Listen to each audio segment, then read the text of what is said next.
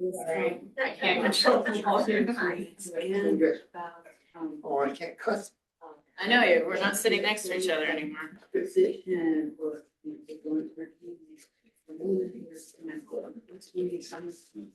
Planning something in enforcement, because like this guy, the planning commission, we said, that's not even.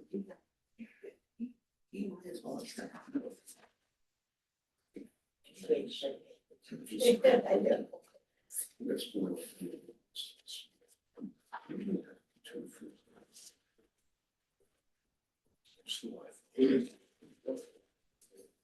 Chance to catch up. But if you had. Don't worry about it.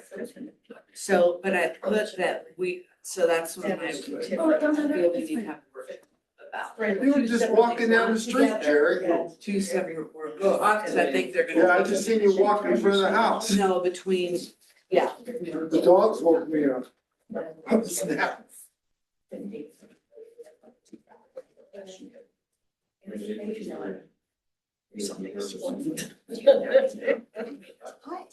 Oh. Making me nervous. Did you make them sit in the room? Oh, I can't make anyone do anything.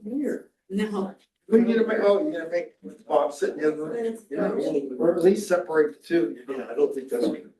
You know, like the same.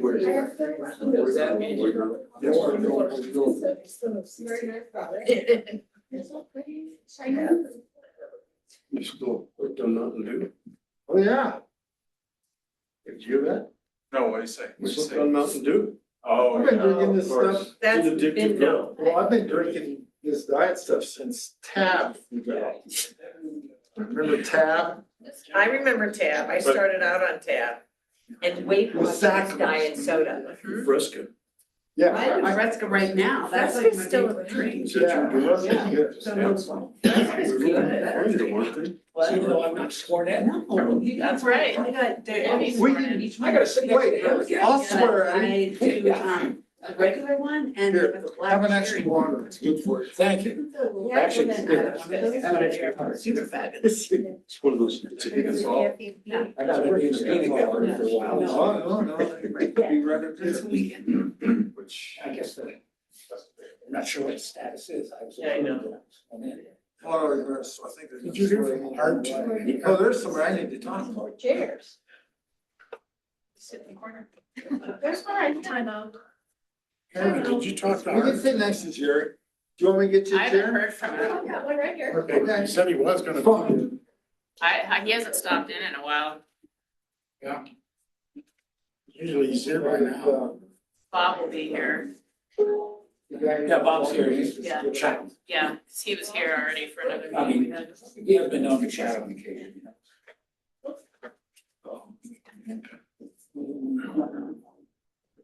You have to sit on top. You again? It's been around you all I day. was sitting over there waiting. Everybody left. Yeah. How's it going, man? Shoot. See you. That was there. See you. Oh, gosh, We'll use some out right now. so we don't know if Art's coming. Last time I talked to him, he said he was gonna be here. Well, But usually he's here by. I know, he's Yeah, usually he here is. like 15 minutes early at least, but. I saw, he was at Paul's deal and I was glad to see him because I hadn't seen him for a while. Here, you can have this one. No, that's my agenda summary. Oh, you put it on my, oh, this isn't. Uh-oh. No, it's not, never mind, what's needed. Anybody have writing on the back there? We do, I have writing. You have a chair. Gary? I don't remember where that sheet went, but I wrote my notes from this afternoon on the back. of my- Oh, shoot, you did? But somewhere here. It's on someone's. I know. This one's mine. Oh, I got some notes. There you go. Thank you. he's got. Still your documented information. I think the chair's out, nobody else. I know, I was just thinking that. Today, news meeting. Well, now I'm gonna go see that. Just to mess with it. Yeah, I said that's the- Yeah. I gotta be in the front row. all of my eyes on that. Thank you. I know that. Well, let's go ahead and call this meeting to order and hopefully our success. Everyone would like to stand for the Pledge of Allegiance? Pledge allegiance To the flag of the United States of America, to the republic for which it stands, one nation, under God, indivisible, with liberty and justice for all.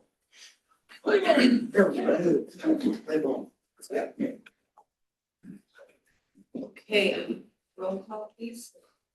Mayor Patterson, Mr. Dombrowski, Here. Mr. Yago, Present. Mr. Shy, Here. Mr. Fulton, Present.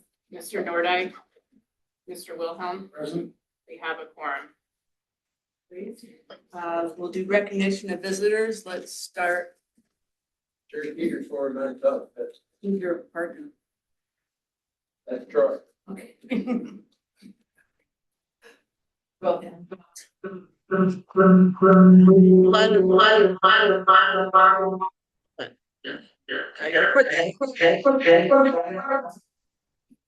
How we dance. This is gonna be fun. I'm sorry? I'm Don Cook, 109 Antelope Lane, Westcliff. Sarah Handy, on behalf of 104 Main Street. Bob Wolf, Shell Ridge. Hayward, Cheddar Ridge. In London, Shawnee Trail. Janet Rhodes Library. Kathy Drinker, Ravens Lodging and Tourism. Thank you. Okay, we have a consent agenda. All items listed under the consent agenda are routine and are approved with one motion. There will be separate discussions of these items if a board member or citizen requests. The items may be removed from the consent agenda and considered separately at the discretion of the board. Has everyone had a chance to review the consent agenda? Yes. I got a question, just a quick one for the treasurer, since I'm not caught up with everything. On the capital fund, CRF 9026 CIP town property, is that the sewer property? Yes. Thank you.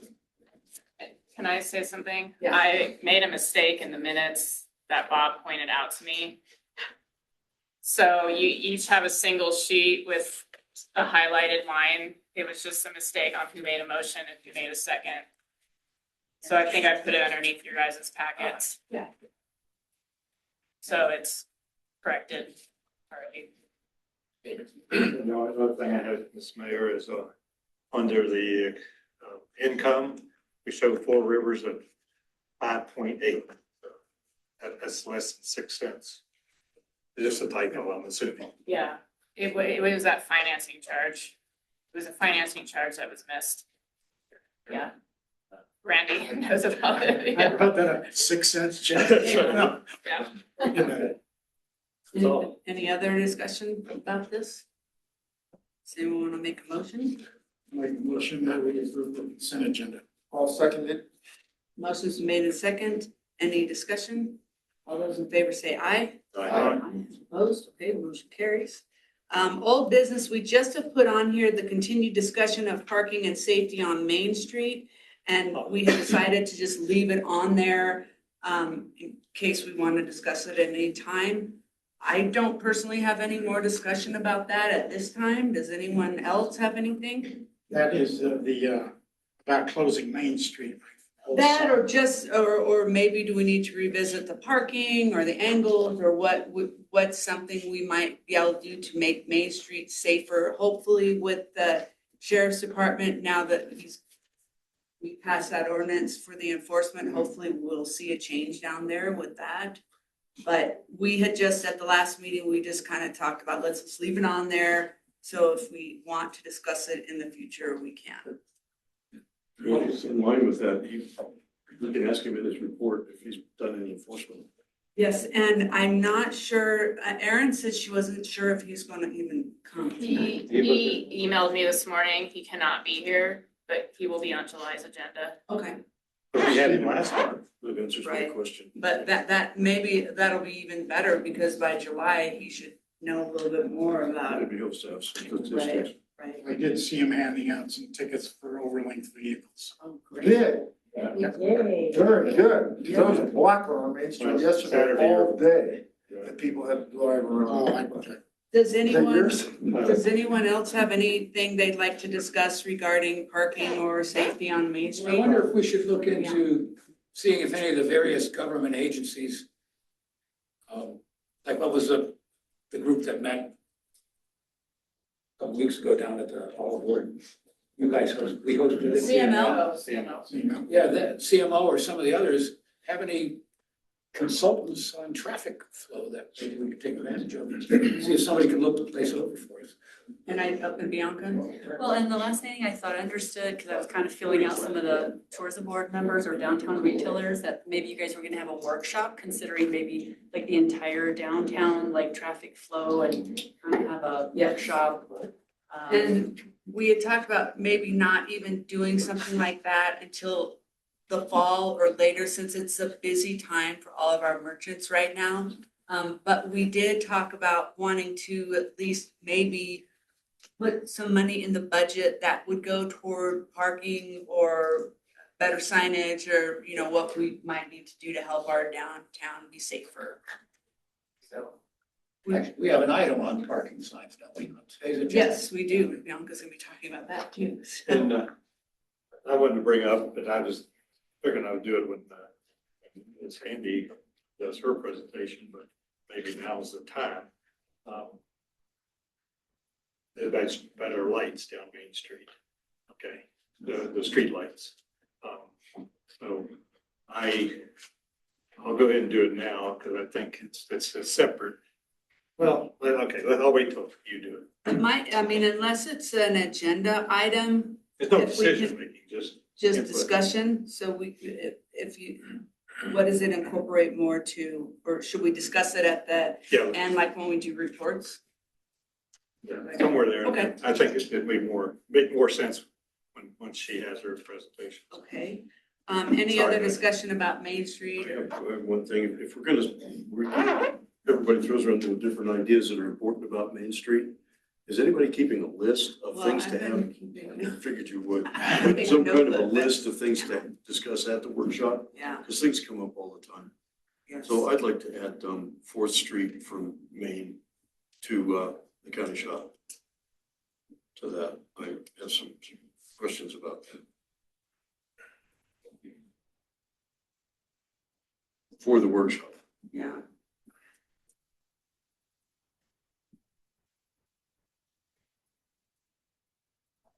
So that's down the gulch. They're all the way from Main Street down. like where the fire department is. too. Gotcha. Yeah, I'm concerned about the width there. I think we have a problem. So anybody have any other ideas they want added to the list that's not already on the list for discussion at the future date about Main Street? And we're leaving it on here so we can always add to that later too. Good idea. Okay, item A of new business is to swear in Mark Domboski as new trustee. So we'll be official now. All right, You repeat after me. okay. Wait. Please repeat after me. I, Mark Domboski, I'm Mark Domboski, do swear by the ever-living God swear by the ever-living God, that I will support the Constitution of the United States, and I will support the Constitution of the United States, the Constitution of the State of Colorado, the Constitution of the State of Colorado, and the laws of the State of Colorado, and the laws of the State of Colorado, and will faithfully perform the duties of the office of trustee and will faithfully perform the duties of the office of trustee, upon which I am about to enter to the best of my ability. in which I'm about to enter to the best of my ability. Yes. I'll enter to the best of my Yes. ability. Great, thank you. Okay, thank you. We're in business again. Yes. I just want to say for the public generally that I resigned last year because I was sick. I didn't resign because I didn't want to be on board. But modern medicine, time, and reducing all those heart drugs down to about half of them, they seem to be a lot better. Good, that's good. You weren't gone long enough to be missed.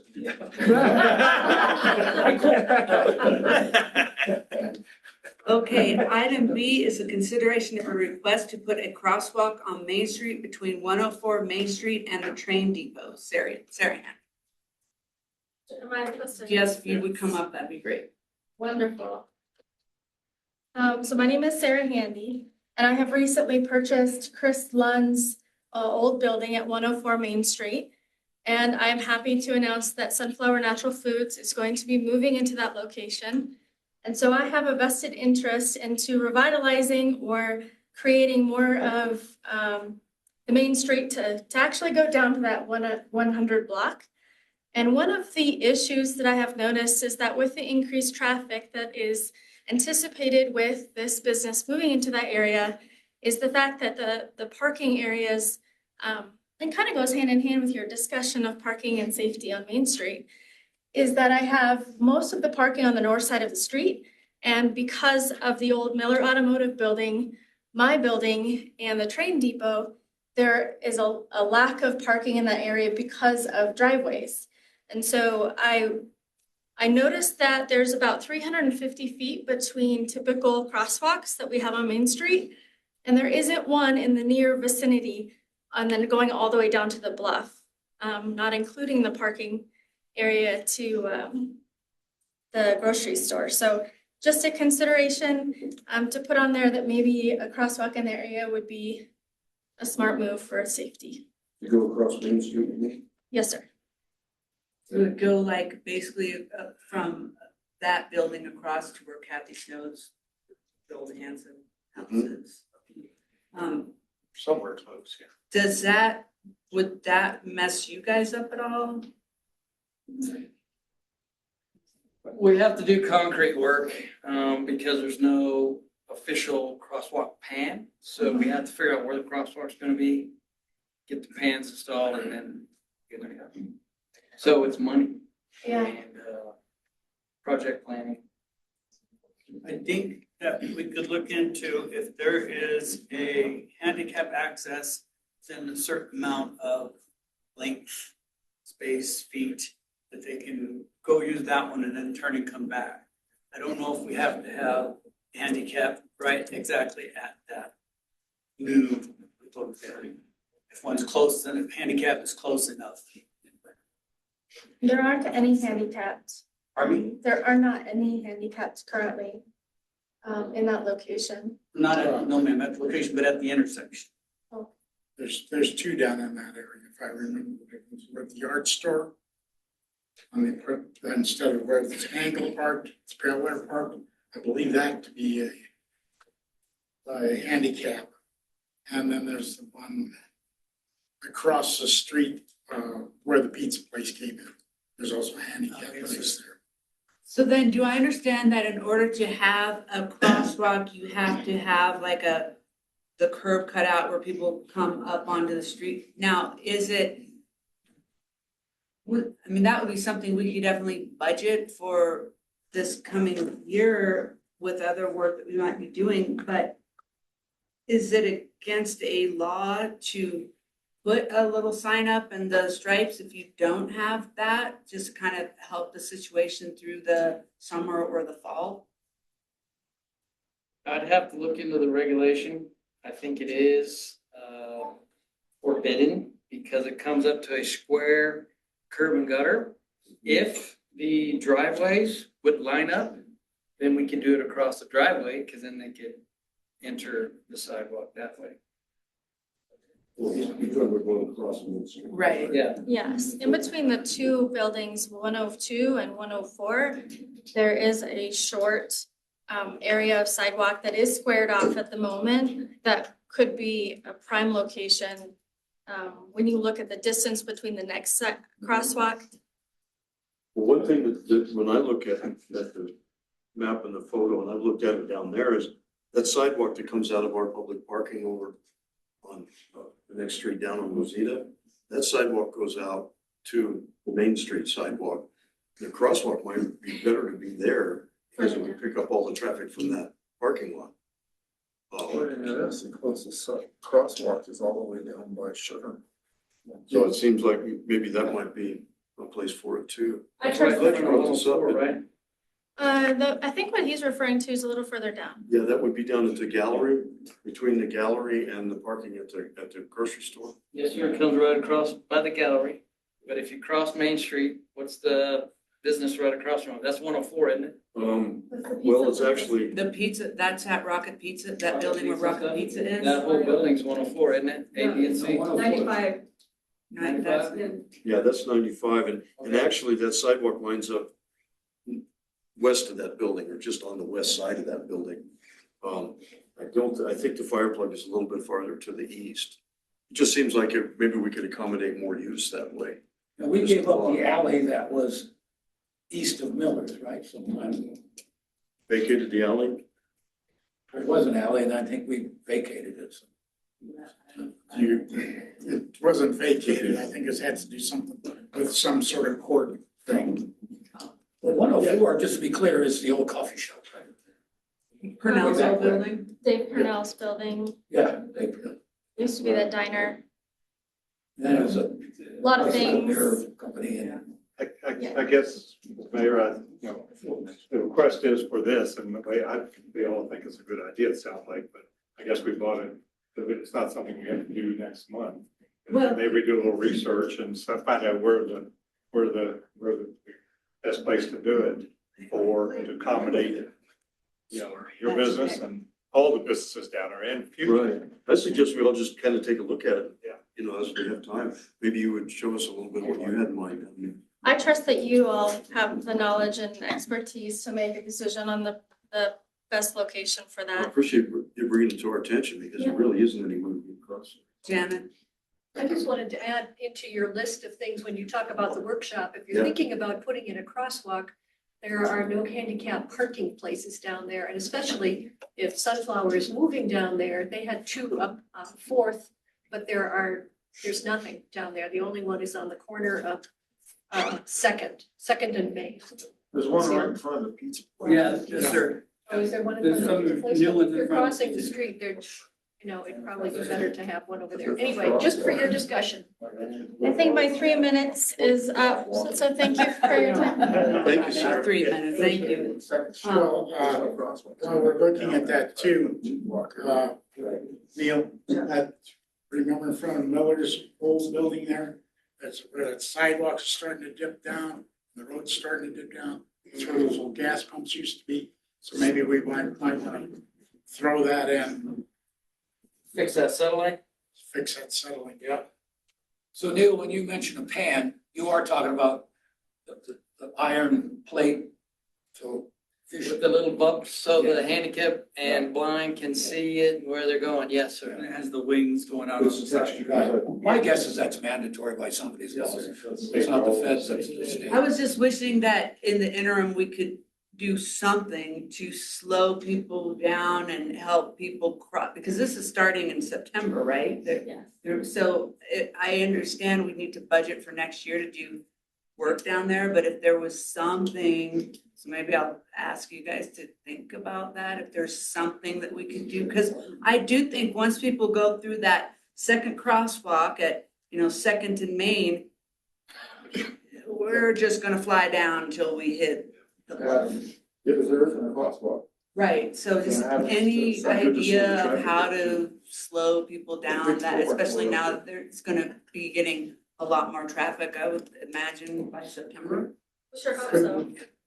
That would include that in the street signage. Or something, yeah, if there's something we can do to slow people down, at least until we can Watch for pedestrians. do this stuff at, for the budget for next year, so. Could we just mark off a crossing area there? Not, well, not without the other.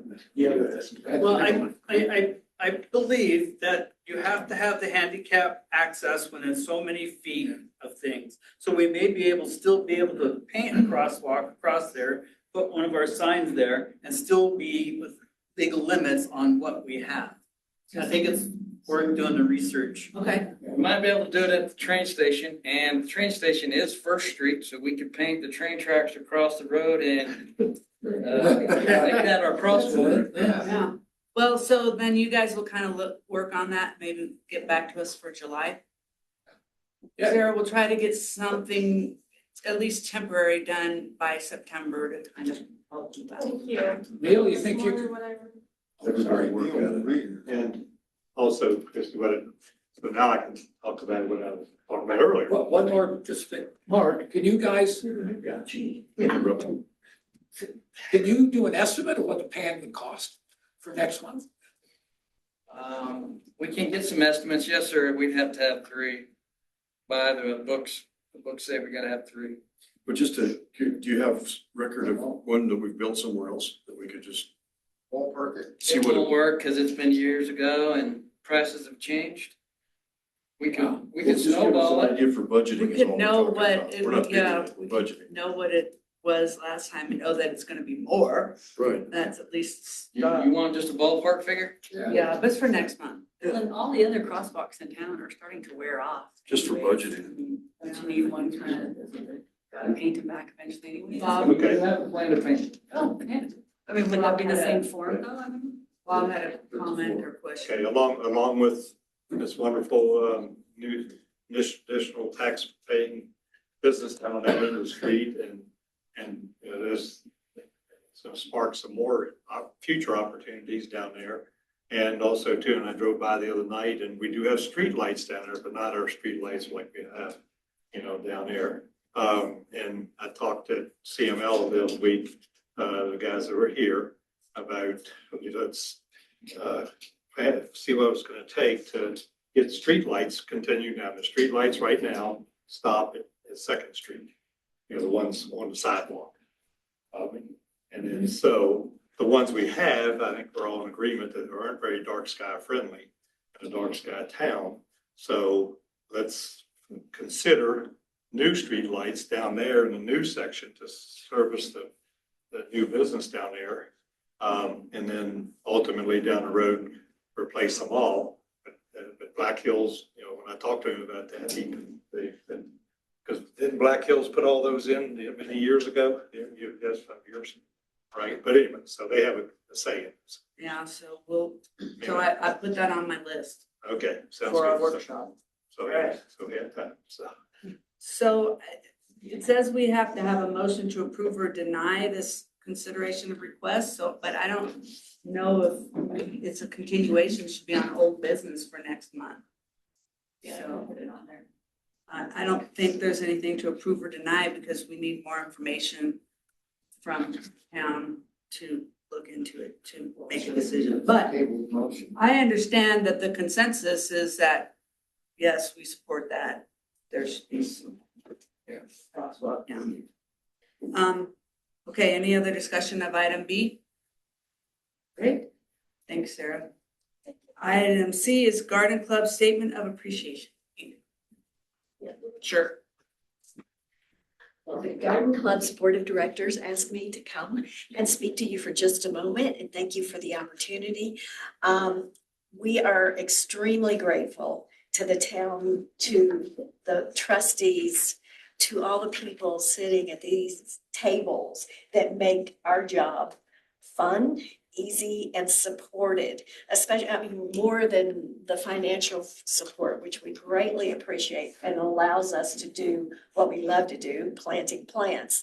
It's just the moral support and everything else that you provide to the Garden Club, and we greatly appreciate it. This year, because of your generous help, we were able to plant 40 barrels in town of flowers, and we're able to switch out the old plastic barrels that were breaking down to wooden half barrels, which we hope will add a little more charm to the Main Street area.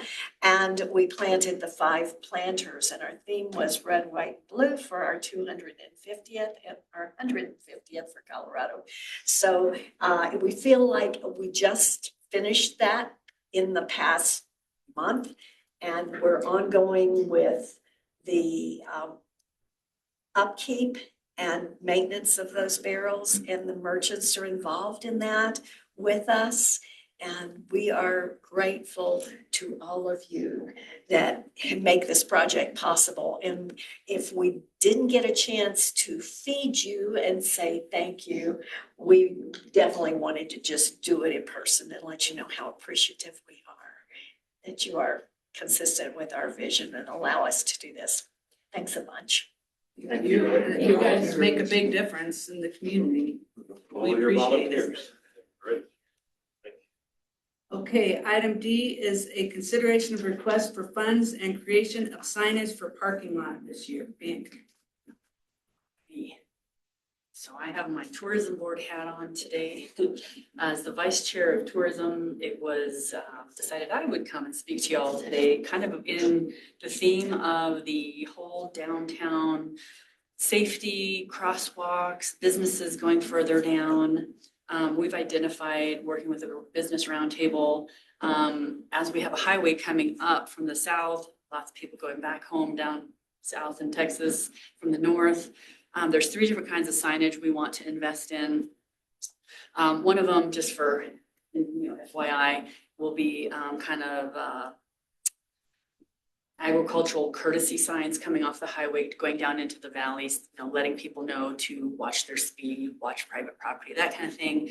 But the 2 other types interest the town possibly a little bit more. The kitschy phrase on one of them will be, don't push through, stop where there's a view, encouraging people coming up from the south to realize that we have 70 hotel rooms and 10 restaurants and 5 coffee shops kind of thing before they blow through our 3 blocks of town and they're too far and they're like, we'll get it in Salida. And in that theme, one point of real decision-making in this town is the Main Street and 3rd Street. When you get to that point, if you turn right, usually you're done. You're not turning back around. And if anybody's ever been on a road trip, everybody's hungry, got to go to the bathroom. If you pass that exit, you're not going back. So for us, we have a town where you slow down to 25 miles an hour, take in the grand view of the mountains, see what there is to offer, and then make a decision to turn left and right. That is where we're hoping that this request for the more parking and an arrow to the left at 3rd and Main, and then maybe I always forget, the 1 block up, is that Edwards or Rosita? Which direction are you going? Pointing to the parking lot. So there's a Rosita. Okay, so it would be fine on 3rd and Main if we had an arrow to the left and said more parking left, and then people could just find parking. But 1 block up, we could also put another sign, more parking to the right, trying to guide people, even though it's a dirt parking lot and it's not paved yet, there is still more parking. There's a grocery store going in, Rocket Pizza's down there now, Greenstone Gallery's down there, Maddie's building may or may not turn into something retail, so there's more stuff going that way. And it would, I think, the downtown corridor tourism board feel that would entice more people, a percentage of them, to take a break, stop here, spend some money here instead of blowing through to Salida or wherever when they need a break, because our downtown is very quick. And so that's basically the request.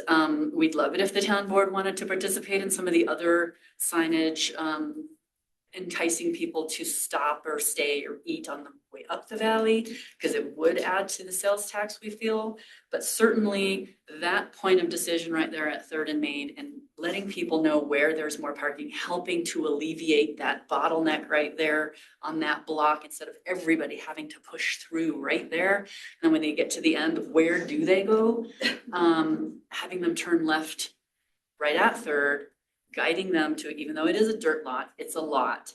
And it's pretty, we're not that big of a town. From that lot, it's pretty easy to find your way the 2 blocks or the 1 block up to the business center of town. So that is the request. I have a question. I have questions. Do you guys, is there going to be a theme? So for like what the tourism board is doing, and I think if the town wanted to do any signage, I'd like everything to be cohesive so that it's not like mad chaos, I guess I would say. So does the tourism board have a theme or colors or something that they're using to brand what they're doing? Well, yes, in all the advertising and promotions and such we're doing. When it comes to like a parking sign, I mean, you guys could obviously have some input. We have found a company that creates traffic styled signs. So we could get the average green sign with white trim and white lettering in that way, or we could, create something a little more, colorful. If we are able to accomplish, we're still pricing out the ones coming up the valley from the south. Those need to be much bigger and probably more colorful and enticing. The branding of so being a board in transition, everything up to now, the logo is blue and white. There's some green trim. We are going to hopefully update that, but not so far from what it was before. So it'll still be a lot of blue and white and green, most likely. I can't speak for the entire board. So the signs up the valley, the ads that we're doing, possibly the signs going down into the valley floor, could be all within a color theme, but we want them to serve the purpose more importantly. So the ones going down to the valley, for example, it's more important that people realize attention, working ranches, slow down, respect, and blah, blah, blah, rather than it look pretty. And then people don't really pay attention to it for the reasons. And the reason we're doing that is the mountains are where people recreate, the valley floor is where people work. And a lot of people, when they do their 2 to 3 hour drive up here, takes just a minute or maybe a sign to realize, oh, I just went from 75 miles an hour. Maybe I need to slow down to 25 now or 40. And there's machinery, which by law has the right of way. Oh yeah, let me take that downshift. So. Another question I had was, since you talk about people coming into the four-way stop and then basically headed north, have you thought about possibly putting some kind of sign right there on North Street, which is the road that goes to the, on 69 and it's next to like where Watson's are, that says like, you missed it. And you could send them down north and then they would come right up onto Second. That certainly is an additional sign possibility if we miss them at Third and Main, and it would depend on the generosity of the board and the budget to add more signs like that, but that's a great idea. But we really thought that intersection of Third and Main is the true decision-making point right there. So that is the first sign. We could leave it at that, but 1 block further south, it would be nice to guide them to the dirt lot, particularly in, probably not gonna happen. We'd love it if we could say we could get this all up before the like madness of July with the bluegrass, with the rodeo, with the weddings, with all that. But during those months, you can see people hit that intersection and they don't know where to go. So with that many people in town, I think it would help alleviate that 1 block, help keep more people in town spending money, and start a flow which starts us using that parking lot and then translates to more money spent in sales tax and I have a question. How many of these signs are gonna be on state property? Most of them? I think that corner right there, a couple feet in, is where the line is between CDOT and the town. So Yeah, because Neil probably the one that would have to get with the state then. And Well, any sign that you're gonna want on the state highway, you have to put in an application with CDOT. right, but we're not asking for it on CDOT. Well, We're to the left of that. To the left of that, it depends on where you want, we'll have to see. But there's also a chance for you to catch them on Adams Boulevard to bring them back to Main Street through a business district sign. the people in Adams would just go completely crazy with Probably. cars running down that road. But I remember- north is a good idea, and to avoid CDOT, we really wanted it to be a little left of, the line where we had the discussion with the manhole, not manhole cover, whatever, there's a line right there, CDOT is this way. If we were over this way a couple feet at that intersection, you would still see more parking left as you're at the stop sign making your decision. And we thought that way we could have a little less red tape and not have to go through CDOT because it would be town property. Also, there's also some parking on Rosita, if they turn to Third, the town, cut the trees, push back, there's diagonal Yeah, parking, that's. Exactly. That's So- not very much utilized at the moment. It's not, and it's a lot Other than of that. parking, and those two signs would at least utilize where that was paved or cemented and then striped. I mean, there's gotta be, what, are there 30, 50? I don't know, So- 50 is probably exaggerative, but Signs that just direct people to parking lots are a standard, aren't they? White on blue. No, Yeah, that's awesome. you've seen the P, it's like a P Yeah. parking with an arrow. I mean, I think those are like. Yeah. well, and this Those- company those- we found does the reflective, they can do a laminate, they can do the thick sign, American made. And really, we were hoping that, there is the international P circle this way, but really to draw a little more attention to say more parking and then arrow this way, and then more parking that way. Free parking. Yes, you'd be surprised how many small towns are charging for, I mean, all of our parking is technically free, So so. do you have an amount of money in mind? Because I'm sitting here thinking, I don't know if we have money for this year. But definitely something we're able to budget for next year. So like, what's your number? So believe it or not, we researched for this particular company, there was an 18 by 24 square sign. And adding in all the bells and whistles with the thicker aluminum, the reflective, the illuminate, it was 120 for an 18 by 24 sign. 120, didn't add in shipping yet, so let's say worst case scenario, $200. The pole, now I researched for dirt, the type of pole that goes in for most traffic signs, that was $20 per sign, fasteners and all that, another $20. We're not talking a lot of money. So if you really wanted to get worst case scenario, if you had $200 plus another $100 for the hardware, not exactly sure how we're putting it on the building or in the ground or whatever. You had one of those, that's $300, and you had two of those, that's $600. Above and beyond, where do we put it and how do we put it? Although I'm not sure of the location. There's a couple of holes in the sidewalk there already. We could ask Peter if we could put it on his building. And we don't need a pole at all. So somewhere 600-ish minus who's gonna install it and how does it get there? Do we have that? Do we have money? I'd have to look where we're already at mid-year with street maintenance. And it would be a really easy, gentle toe in the water of basically the larger conversation you're having about the safety of the downtown middle block. Where do we, put all these people? How do we direct them? New businesses coming in, and the madness. I mean, it just is. July through September, October, there's just people crawling all over everywhere. So at least we can start to guide them somewhere.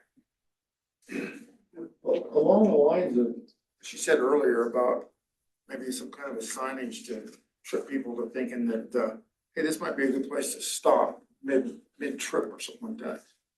Is there any chance of putting maybe a banner or some kind of sign across Main Street before you get to that intersection that says, hey, Westcliff? That I can answer for Neil, because that is CDOT. And you cannot put a banner across there because the trucks can't get through. Yeah. There used to be a banner, there used to be a banner There down used to be a there. banner between Second and Third Street. It did damage, if I remember right, to one of the buildings because all the wind that hit it constantly. And it also damaged the telephone pole that was down there that they then hooked to. And you could sit there and watch the wind just take the pole and knock it. So I guess the answer is no. Never mind. Oh, what about a wrought iron fence across the front? Oh, yeah. I mean, I have seen places that have a sign like that up above across the road, And you could brainstorm. It doesn't have to be the official sign and a pole. You could get a big wooden sign and a sandwich board, but those start to get messy and with the wind, they fall over and all that stuff, and it just doesn't look as official. So we thought we'd go for the nice, slightly reflective, laminate, thicker traffic style sign. Kid, did you have You something? should be able for it this time. Everybody, wants to avoid CDOT dealing with the sign issue. Well, I spent about a day and a half up in the sign shop for CDOT in Denver when we were doing the Zebulon Pike Trail signs. And on the highway, they have the triangular brown sign that says point of interest, half a mile, whatever it was. we got all of those for free from them. And they have a really sophisticated method of figuring out where the signs go and what the colors are. Their schemes are nationwide, you know, the brown signs for cultural things like libraries and archaeological sites, that sort of thing. The blue, you know, the white on blue is for parks and parking lots and that sort of thing. They're really pretty good about having information on that kind of thing. I wouldn't mind including them in the discussion at some point if we're gonna workshop this. I know some of the people to contact, but look, you know, Neil's been through their process. You don't have to permit signs if they're their signs and they put them in. Yeah. When you permit something is when it's a private sign, it doesn't fit within their scheme. Yeah. And that's always an issue with them. But they provide a lot of things for free, especially this parking thing you're talking about going north on 69. They might just put that in for them. They might, and really what we're trying to do is, there's a math to this too. So, you know, we figured, you know, Commissioner Knapp and I were talking, at one point he said he counted between here and Walton and Hartburg, 100 cars. I said, I think I can beat you. I sat and ate ice cream over at Stage Stop, and the amount of cars going in one direction only within an hour, let's say it's 100 cars a day. Then the other direction, that's an hour. 100 cars an hour, the other direction, 100 cars an hour, that's 2,000 cars a day. If you can affect 1% of them to We'll stop. do those counts for you too. Was that? That's another thing is that they'll do those counts for you. Right, They'll but put we're, out their counting devices and so you can get some of those statistics. but we're They trying to won't- put them they in won't place budge for on this is summer. Speed. Yeah, They won't budge on speed and you know, Right, right. if you go, I've fought with them for years. I'm still arguing with them about 69 South, where you have a 25 mile an hour going northbound. Right across the road from it is 40 miles an hour going southbound. So you've already put those cars at a differential as Yeah. far as safety goes. yeah. They don't budge on that. They Yeah. do their studies and that's it, until you kill people. Absolutely, we That want is to, if body like the count. one going north, where if we want to get them on North Street and we can catch maybe some CDOT signs on the highway to still, you know, get more parking this way. But to put something in place already for this year, if it goes above, you know, whatever the board thinks they can help with, the tourism board is willing to put that in, and we absolutely have to work with the town on any logistics of where to put them. But we just thought we would come today and ask if you guys had something in your budget, you could help with these signs, so as to capture a little more tax revenue and people passing through this year. You had one thing. When I worked for the DOD, I worked in the sign shop, and we made all the signs, and all of our stuff, no matter where it went, had to be DOT standards, because they have high-end, whatever, prismatic, you know, reflective, yeah, and all that stuff has to be at a certain height, has to be at a certain size. So I just want to caution us to make sure that the signs that we make, even though when they're in town, that they need to be, in my opinion, CDOT standards. It's not used to looking at that. We're talking about tourism. People that are coming here that are tourists are looking at the same kind of signs nationwide. And you know, you want to have something that has the same piece of information to look the same everywhere you go. And I think we need to think about that when we're talking about the parking and all that. I can't, unfortunately, I wish I could, and I could text the board or whatever. I do have a company that their link is easy to find, and their signs, their traffic signs that they make are the actual, they're not hokey, they're not thin, they don't break, they are, you know, So official. does anyone want to, so this isn't, this is a approve or deny motion. And I know we need to see if we have money, and I know Bianca is wanting to get this done before July, which would be before our next meeting. So does anyone want to make a motion that would include if the money's available and a limit on that amount? Make a motion. I think at this time, maybe if we're uncertain about the money, we should confine it just to the Third Street sign for now. So like put that $600 limit or something Yeah, on it? so I'll make a motion that we, 600 would include a left at Third Street and then a right along Rosita, so we can Yeah, yeah, optimize okay. those. Oh, so it would be two signs, just, all right, so that might be more like $1,500. no, two signs would be 600. Oh, for the two? Yeah. Okay, sure. And if it's more tourism, we'll put that. Well, I'll pad it a little bit. I hope we can come up with $1,000 for Yeah. something that Yeah, the road budget and everything. I'll second that.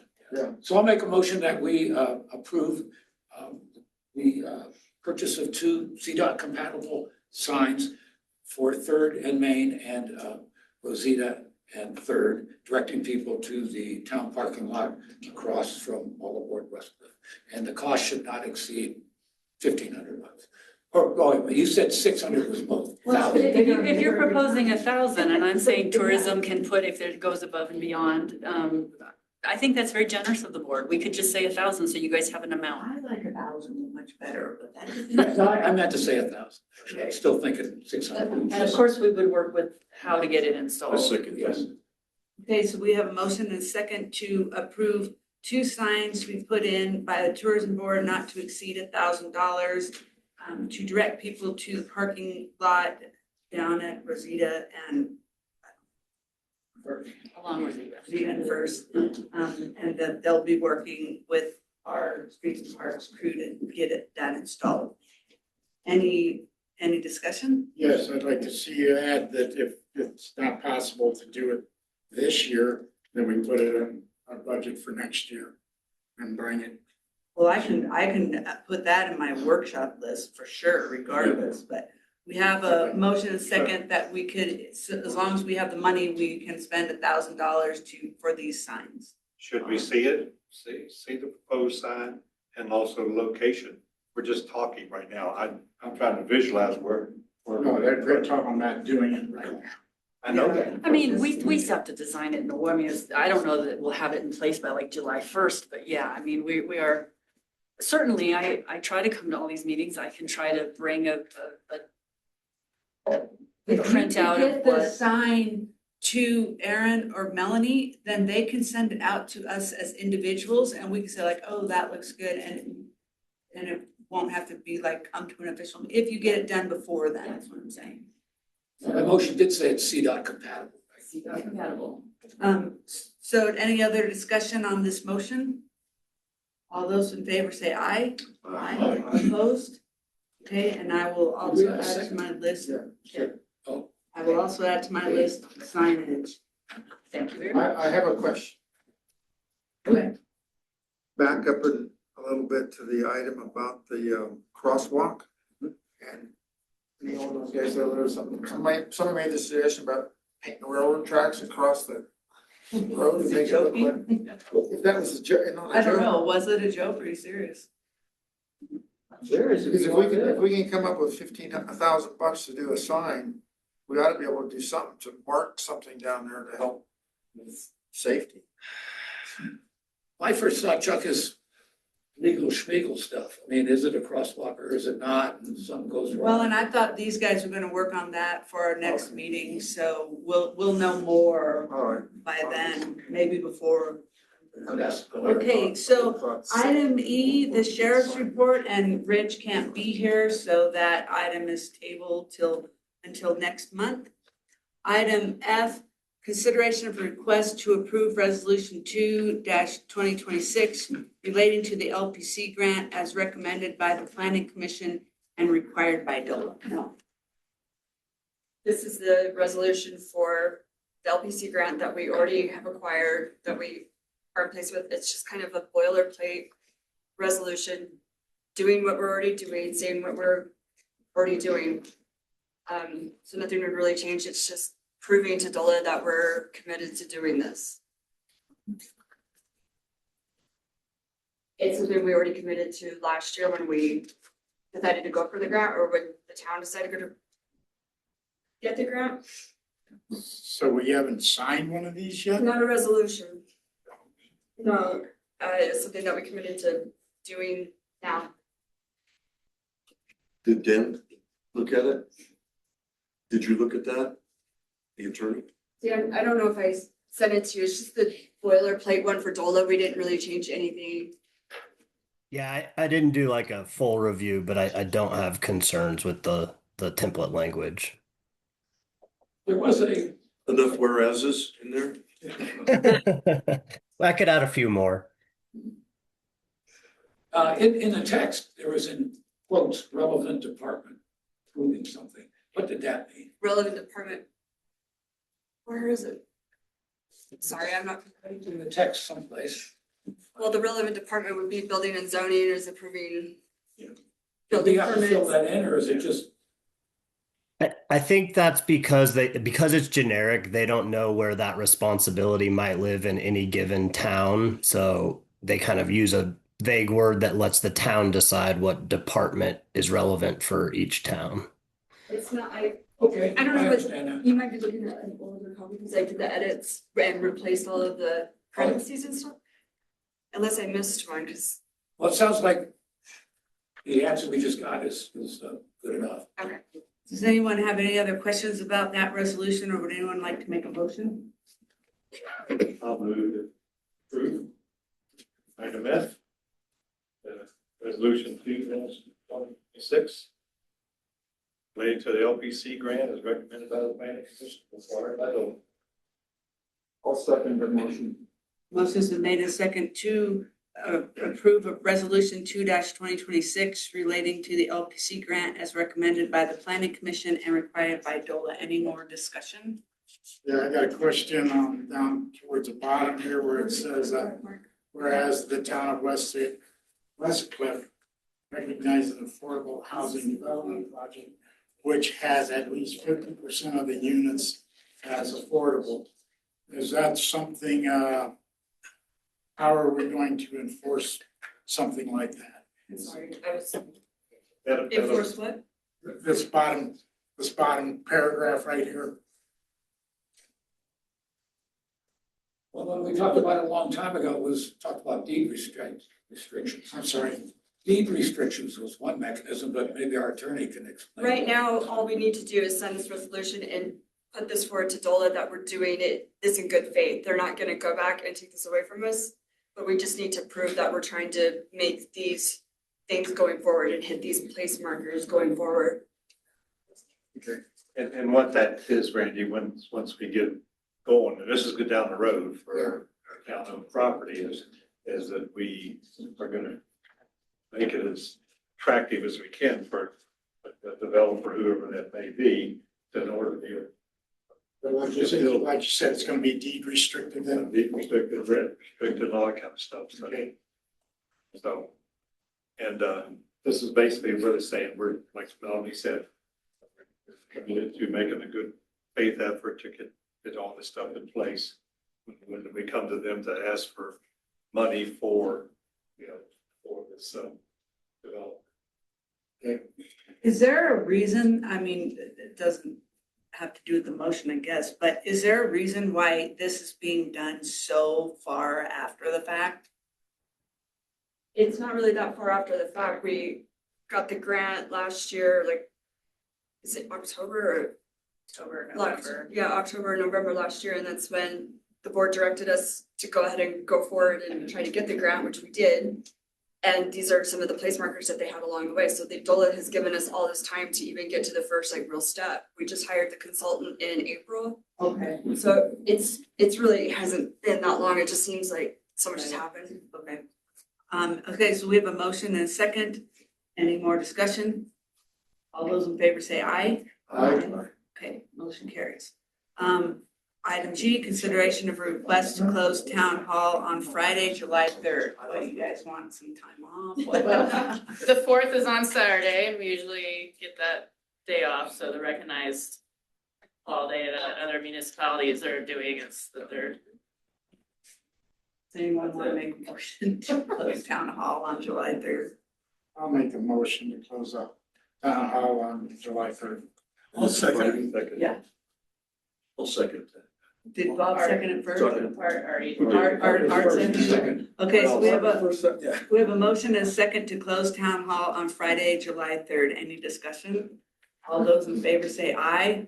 Opposed? Okay. Thank you. Thank you. Are we gonna sell spots in the lot? Yeah, people can park in the lot. We had that on. Item H is discussion of our overnight camping ordinance. And I put this on here because I don't know if any of you read the CML newsletter that came out, I think at the end of last month.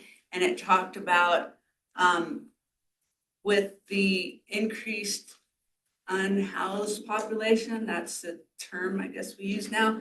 Their communities are seeing a lot more transient populations setting up camp in the parks, and Boulder actually had a court case that went to the state Supreme Court. There was an organization trying to say that the town or the city could not enforce a rule about not allowing people to camp in the parks. And the state ended up saying that, yes, that is the responsibility of the municipality.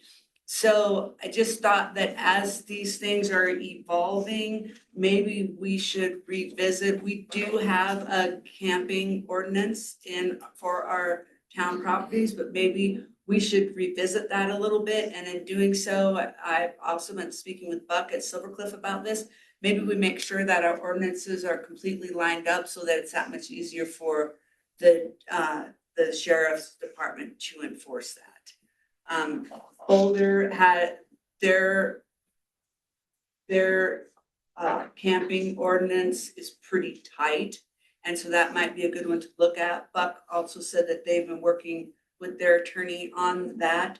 And so it's just a discussion. I want to see what you guys think about that. If you're okay with me going forward and maybe talking with Buck about that and working on an ordinance that I could bring back to the town, that would be tighter than what we have right now. Are you talking about also making it to where a person can't park an RV outside of their homes on the parking? That is. That already something- exists, Yeah. Number J. but nobody enforces it. Yeah, that's a Is workshop. we need to is have. there a time limit involved? As far as what? How long you stay? Well, right now, I believe our existing ordinance says there is no overnight camping in town parks or on town property unless you would have a permit. So like, I know there used to be a group that would come through here, Bike the US for MS, and they would come and get a permit and camp in Memorial. But that's the only ones I can think of that do that. So there should be no one camping in our parks at all. And there should be no one with an RV parked in front of the park, camping there overnight, as it is Just right now. parks or town property? Well, I think right now it says parks, but I think we should incorporate town property. Didn't we, Melanie, didn't we just look at that first part of the year with the guy over there, where, on Third Street and Adams? Yes, And he's got an RV that sits outside of his property. right, you can, from what I remember and what we looked up, I'm trying to get logged in. You can park your RV, you can't limit it.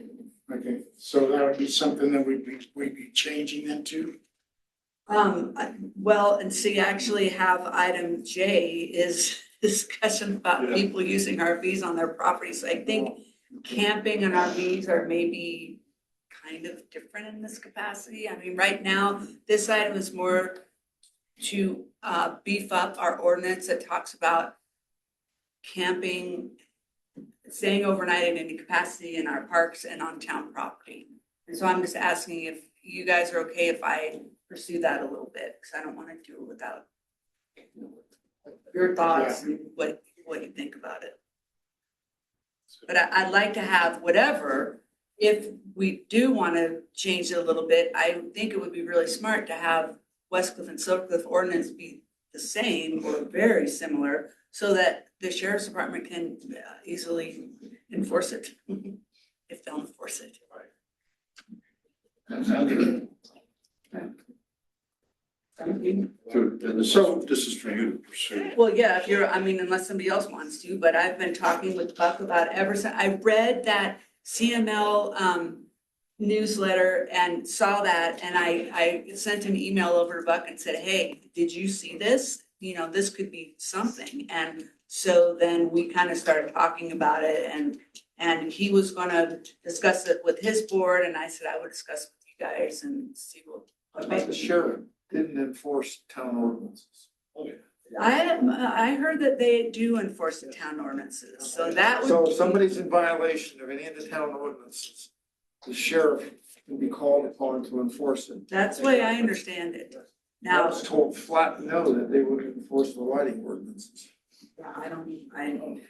and that's something when he comes, we need to get clarification on what he enforces versus if we had a planning or a code enforcement, maybe then we do need more of a code enforcement or something. And if there isn't something, we should maybe be putting it as contract Yeah, when we renew his contract. And I think that's the time to do it. Yeah. Exactly. Yeah. I absolutely. think the definitions are real important on this. Yes. Because I want to see a definition of camping. I see a lot of the guys, the truckers that come through, and they'll park down by the firehouse or they'll park over by the gas station on that straight strip. And I would much rather see those guys stopping and taking a nap for a couple hours Absolutely. than being out running the road and falling asleep. So I mean, I don't want to preclude that sort of thing. But, you can tell if somebody's camping in the park, I think, as opposed to pulling off to take a nap. I think that's different. And we haven't had. We need to figure that out some way. Yeah. Proactive instead of reactive. And I, Yeah, you're right, Randy, that's a budget item, that's something, that's something to have in the contract. did you catch that, Chuck? Something to have in the, we need to find out who is responsible for enforcing our ordinances. If it is the sheriff's department, then that is something we need to make sure is in the budget. It wouldn't Directly do that. that you would enforce town ordinances. We need to bring Now, if it's a that. town ordinance on the roads, on our roads, then he'd be enforcing it. Okay. Now, when you talk about private property and an ordinance, I think that's where you're, No, well, okay, I understand what you're saying. yeah. Well, Okay, generally, it used to be the town manager enforced our He codes was and the regulations, and there was a enforcement officer. fining mechanism. right. There's a difference Yeah, you couldn't between write it. codes, regulations, and ordinances, though. Ordinance is the power of law. And regulations are, That was my the definition of the enforcement is in the regulation, not in law. Because we were, several years ago, we were talking about putting the, well, in fact, I think it was you, Neil, making you, being able to enforce, like parking and everything else, and that's scary. That's wrong. Okay, so definitely we have some questions and I did put who enforces town ordinances. We want to really clarify the definition of overnight versus pulling off and taking naps, so you don't drive down the highway and kill someone. By the way, I'm a big one that pulls over and takes a nap when I get tired of driving. I do it all the time anymore. So I will pursue that and bring some information back as soon as I have it. Okay, item I is discussion of creating an ordinance to ban data centers. Oh, boy. I called Black Hills, I called Sangre de Cristo as well. Black Hills got back to me right away. And they put me in touch, so John, who we met at CML, put me in touch with the business development team, a lady named Carol Thomas. And they're like, yeah, well, West Cliff is too small, there could never, it's not even an issue for you.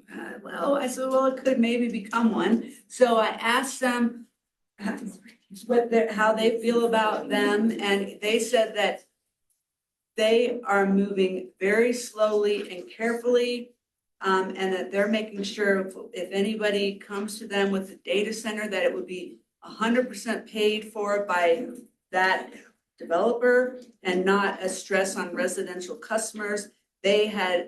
Carol had seen the same studies and same things I had seen about it being a real tax on the electric grid, on the water, on infrastructure alone. And so she said that there are no tax incentives in Colorado, so it's doubtful that would happen. However, it just got approved in Colorado Springs to go to the next step with one, so I don't know about that. Our grid, she said, we need a lot of upgrades, but Denver and surrounding areas are really placing moratoriums on this. And Black Hills territory has not signed any up, and anything she's seen never gets past the initial study of things.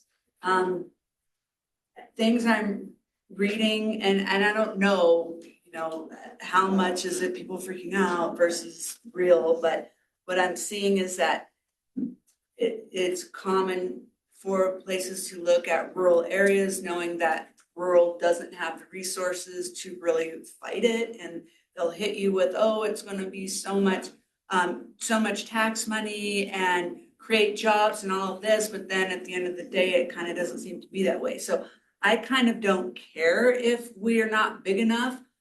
I would like to see us have Dan put together a moratorium on this, but that is just me, and I wanted to bring it to you guys. If we were to do something like that, shouldn't we be doing it under our zoning? They're going through planning commission? Yes. I was wondering about that. And also too, along those lines, Randy, I just read just this past week about our county, and that's one of the beauties of our county with our zoning, which will, kid, you remember this, was, the fact is Custer County is zone agriculture or residential. Is that right? Yeah, there are some uses by right. Use of that, right? Yeah. Mining, sand and gravel, some things like Not that. data centers, I wouldn't say. When I read that, I said, that'll keep any kind of potential data center or coming in here. I don't know, that's for Dan to say. And I think it's a pretty fair question for Dan, but to me, I would rather have it in the ordinance or in the zoning so that at least they come to us. If they look and say, well, there's no rules against it, let's just get started. But if they're not gonna come in the door and ask about it if we don't have something that defines our stand on it. If it's in our zoning. Maybe we that's- back down, maybe they can beat us in court, but we've told them they have to come and see us. So I don't have a problem then putting this on the planning commission agenda. That's If a you good guys idea. think it should go there first. But I think it's something we should visit about. What do you think, Chuck? You look like you want to say something. No, I don't have anything to say on it. So can you put it on the planning commission agenda? Yes. Whatever. I Dan, forget do you our have thoughts? attorney's name. Yeah, so first of all, obviously very much a hot button topic all over, but in Colorado right now. I did tackling it through zoning, it makes a lot of sense, especially sort of long term or with making sure you don't kind of have unintended consequences. I think a lot of towns are doing the moratorium and a separate ordinance, probably a little bit of a belt and suspenders approach, but more than anything, I think it's a little bit of symbolism or optics where, if you pass an ordinance specifically banning data centers and adjust your code, you're just kind of saying your business isn't welcome here, in a way that likely deters really anything from getting off the ground even. So I think both are worth considering. Certainly, I could tell you, there's a way to do it just with zoning. There's a way to do it just with an ordinance, but they kind of get at it for different reasons or purposes. The ordinance process may be a little more public too, because it comes in front of you and is voted on with a hearing if anyone, wants to talk it through. But Is there a definition in Colorado, a legal one, what is a data center? Has that got its way through the courts? I don't know off the top of my head, and I would say, for your purposes, you would be able to define it however you want to define it. But I would also say let's not reinvent the wheel, and I'd be happy to. I know Denver passed one. I know a lot of Broomfield, a lot of places are looking to or in the motion right now of doing it. So there would be good data to pull from or steal from. Is that Can you within your look into that? purview to give that a look? What these definitions are? Oh yeah, sure. Yeah, if you would like me to, that's an easy ask. Thank you. I have a question on it. It wasn't that long ago that we were reaching for reasons to try to get more industry and workforce into the area, Right? okay? Why would we not want to have a data center? Well, and I think that's a good question, and I've tried to look at it, the pros and cons, not just be like, oh, I'm against it, but everything I'm reading talks about, yes, is job creation, particularly on the front end with the building of everything. There might be some jobs created to maintain, but the drain on the water and the electric is massive. And even though they say, oh, it's not gonna do that, you can read countless stories about communities that wells are running dry, that are dealing with brownouts and blackouts when they never have had that before. So it may be more research. We need to do more research before we would take a full stance on that. But like what I've read, and I've tried to be objective in my reading, it doesn't look like a really great thing to me. But if someone can show me otherwise, let's talk about it. Well, I can understand a company coming in here and just like taking the dollar building over there and filling it with servers, right? And just starting right up and that would cause a drain on the power. And possibly the water drain would only be if they're doing water cooling on the electronics. But if a true data center was to go in there and improve, well, then they would have to task Black Hills to upgrade the power to handle it. Okay, if Black Hills upgraded the power coming up here for wherever it's coming from, that would be a benefit to the valley or to the town. Instead of having, let's say, I don't know, 100,000 amp service, make it 400,000 amp service. That would be a benefit to the valley. So it's not all negative. I'm not saying God forbid, don't think that I'm in favor of this, but it's just there. It sounds like we're knee jerking on something that could possibly be bad, but it could also be good if it was done correctly.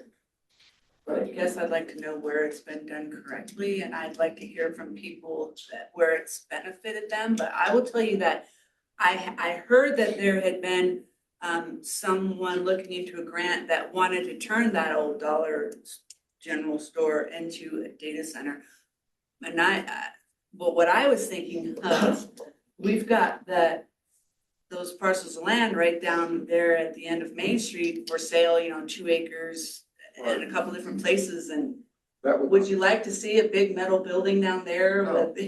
I mean. Oh, I understand that. I understand all that, but I mean, the thing is, like I said, if somebody just came in there and snuck in and bought the building and then just put stuff in there, that would be a bad thing. But if we did have an ordinance that says, okay, if you were gonna put something like this in here, you have to make sure that the utility companies can support your drain on the. I think that's a real difficult thing. I agree that, Cause it would have. I actually just got a text 10 minutes ago saying that Excel shut down the power in Fort Collins for wind again. Yeah. So, this is the dependability of power is the key to the whole Right, thing. our power grid in this country is for crap, but it was. If everybody would have been charging electric cars like it was anticipated, our grid wouldn't have handled it. I mean, California they're going through rolling brownouts all the time, and they're still pushing electric cars. Well, we don't have an infrastructure here for. Right, we don't have. An internet service. Right. Power, that's one thing, but, I mean. Yeah, I know. This thing that we've been fighting for 5 years to get these cables run throughout the town, where's that? I mean. My comments were just based on the idea that I want us to have the opportunity to have a voice in the process. Yeah. And I think putting somebody on notice that is gonna do this as part of our zoning is appropriate, just to make sure it amongst the things that we require, so. Yeah, I did for in the interest of clarity, and I apologize. So a lot of these moratoriums that are currently, again, getting passed like as we speak, kind of, are really sort of a pause of the clock. It's not a permanent ban. It's like we don't know we want some time to see if does the industry change? Does it become more equitable? Is there a way that tax incentives or the absence there? Just no one's certain what a good deal is yet. So on the flip side is, you may be ready right now to change your zoning and ban it, but people haven't necessarily gone that level. It's sort of like, let's pause and wait and evaluate. We may end up changing our code. We may ban it, but the moratorium is just temporary. I think Boulder was maybe 6 months and Denver's was 10 months. So people are just sort of wanting more information, just like you guys, I think. So I mean, that sounds great to me, but I will put this on the planning commission agenda so we can talk about it there and then Dan will look into a moratorium that would, like you say, put the pause on it for a couple minutes so we can kind of see we can research it and see what it's really about. I just don't want a situation where someone comes blowing in here and we don't have anything in place, so they can do it, we can't do anything, so. Well, one of the things, why I'm curious about the definition is it may well be that you end up defining it by its size and its consumption, because I can put an old computer in my old shed and say it's a data center, and it's not, so it's a question of impact, probably. yeah, and I don't take this as gospel, but I did some quick and dirty research, and there were some, like this came before the legislature, it didn't pass, but obviously they had a definition. Everyone's kind of in the same ballpark, but there is not one set definition. So yeah, to your point, how do you define it, and at what level do you want to call something a data center or not? It might be just scale that we're talking about that.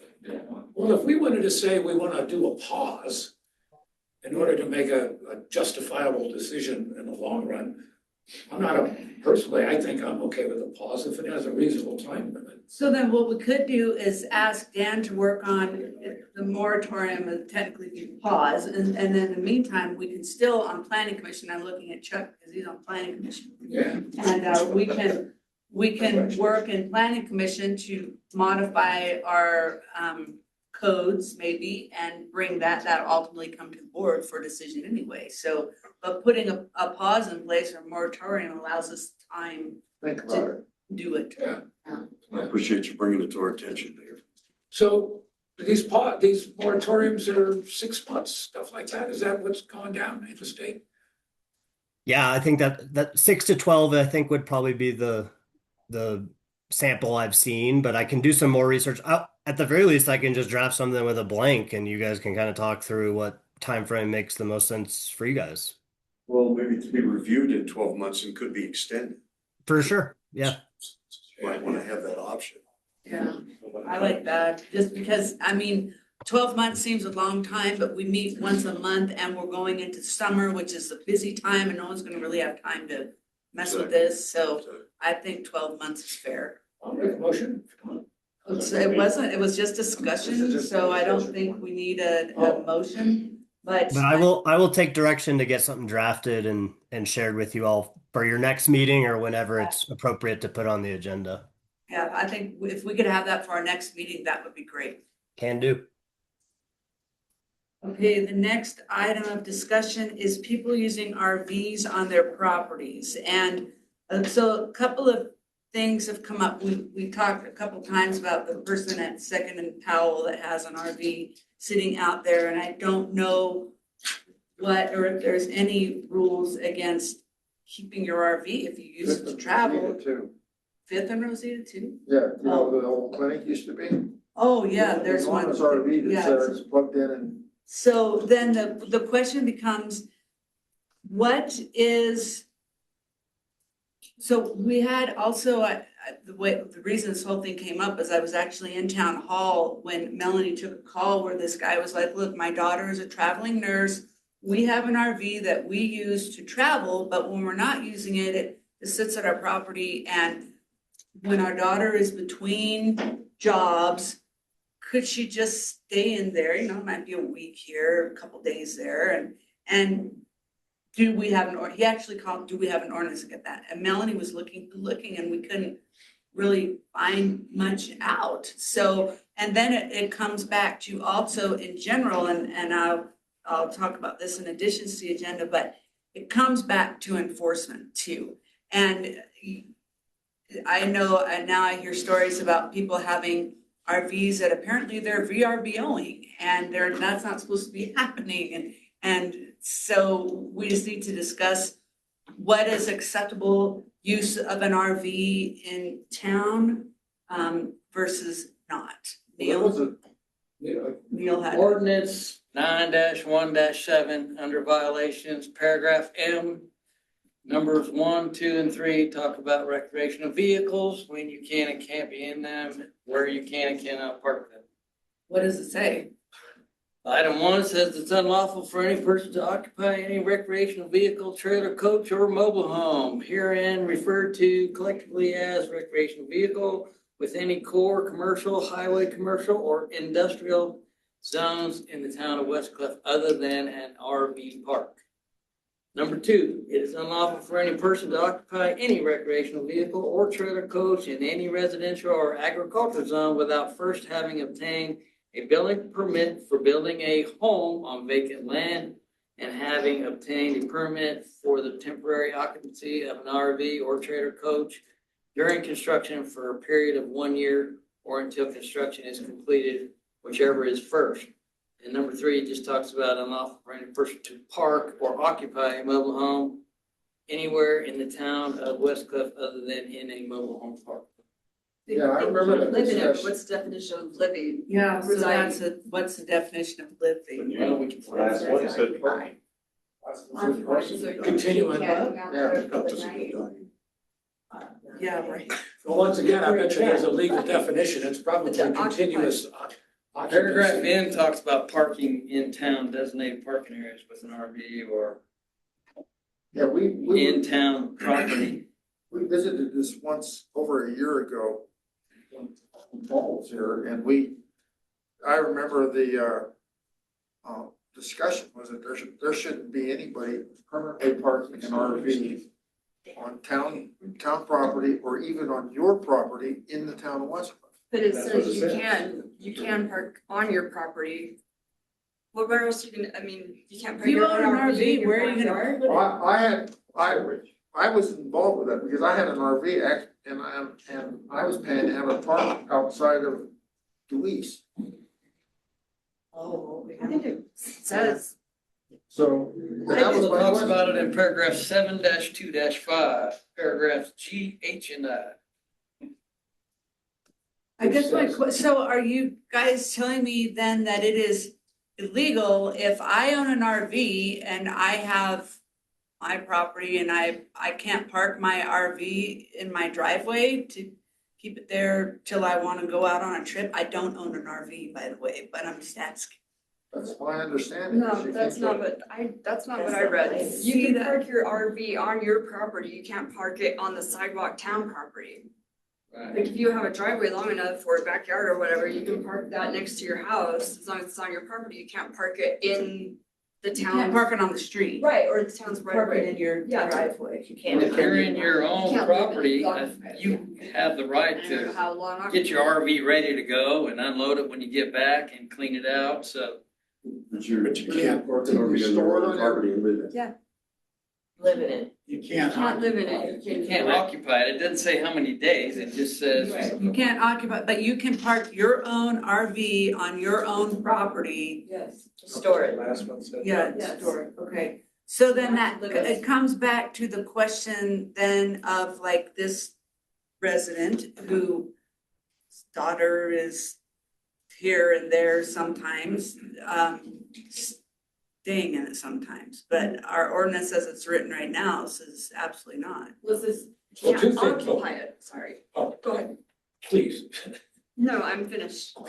I think it's probably on the town right of way, the one at, Second and, what's the road? I don't know if this guy's on, I mean, that's like a different, but this may be a different person. He lives somewhere different. I thought we mentioned it didn't we mention it? Well, we just talked about, I mean, in general, it was like bringing up RVs, and that's one of the places. Now there's a Fifth and Rosita, that's maybe an area, there's some VRBOs being, Oh, there was another one. Someone in There's Tiffin, another living one in on it. Edwards too. so, There's an RV that's just parked on Edwards. Yeah. It's been there for 2 years, Right down from you. right from me. So the question is, What who was owns the it? what's the street past that I live on Edwards? What's the next one? Powell? Towards the town. South. Al. Oh, so you have Powell. Rosita, Powell. Edwards, and Powell. So Powell and Second There's an RV that's Right. been parked, that's what I was trying That's to. what town Yeah. property. George Mallory. Is that on? Yeah, it was George's, George's old yeah, house. so that's probably on the town right. It is. That is on the town And the right. one that's on Edwards is on the street. It's not in their yard, it's on the street. Now, the one that I just said that was behind the clinic, that's on their property. Right, so that's a little, So but that's- they really can't be living in there. Well, they got power, well, I don't know what. Yeah. Power cord. What if you have a detached garage and you pull your RV and you can live in your RV in the garage? So Neil. Who's gonna find you? Well, because Mike Pearl did that for about 10 years. Yeah, Mission right, Plaza, yeah. pulled his C-Class in, unrolled his AstroTurf inside and lived in the RV. So, I mean, we're talking definitions here. I'm just curious what we're gonna do with that.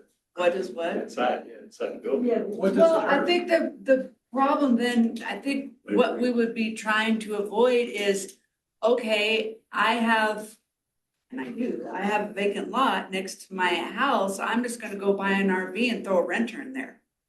You don't want that. That's what, but see, that's what, You have to go it's not water, on my lot, it's. water and sewer.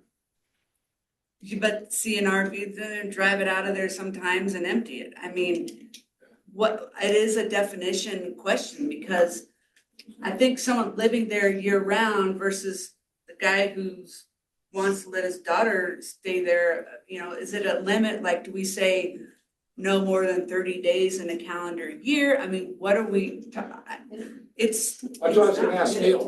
What does that hurt? Does it say anything in there now? I'm sorry, Art, I thought you were. Yeah, there's a special use permit for vehicles that they can apply for under paragraph 9-2-2.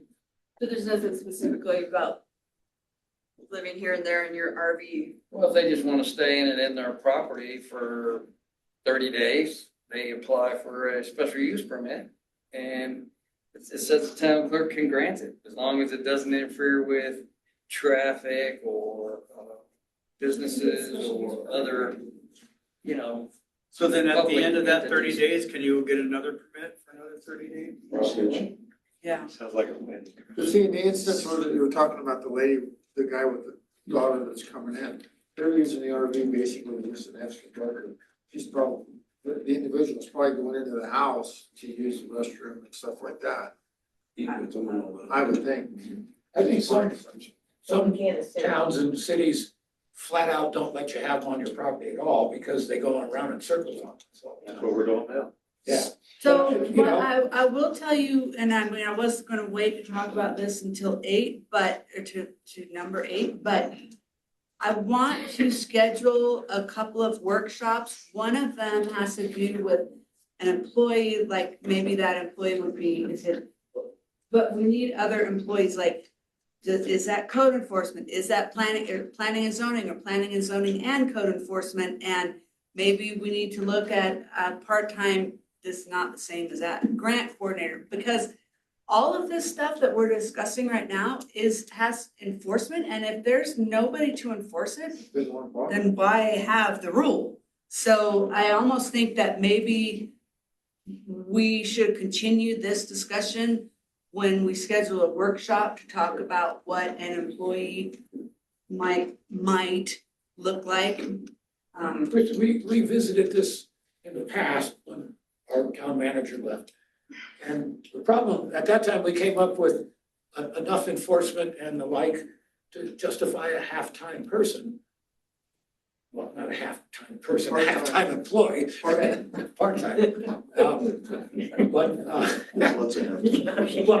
what the problem was, unless you're retired, who can live on half a wage, so that didn't work. So the problem was, if we hire somebody to do this, is there justification for a full-time person? That's why I wanted to have a workshop to talk sure. about all of this. I mean, to talk about employee and, maybe that's a code enforcement / planning and zoning, because we all know Dwight's gonna want to be done. And is there enough?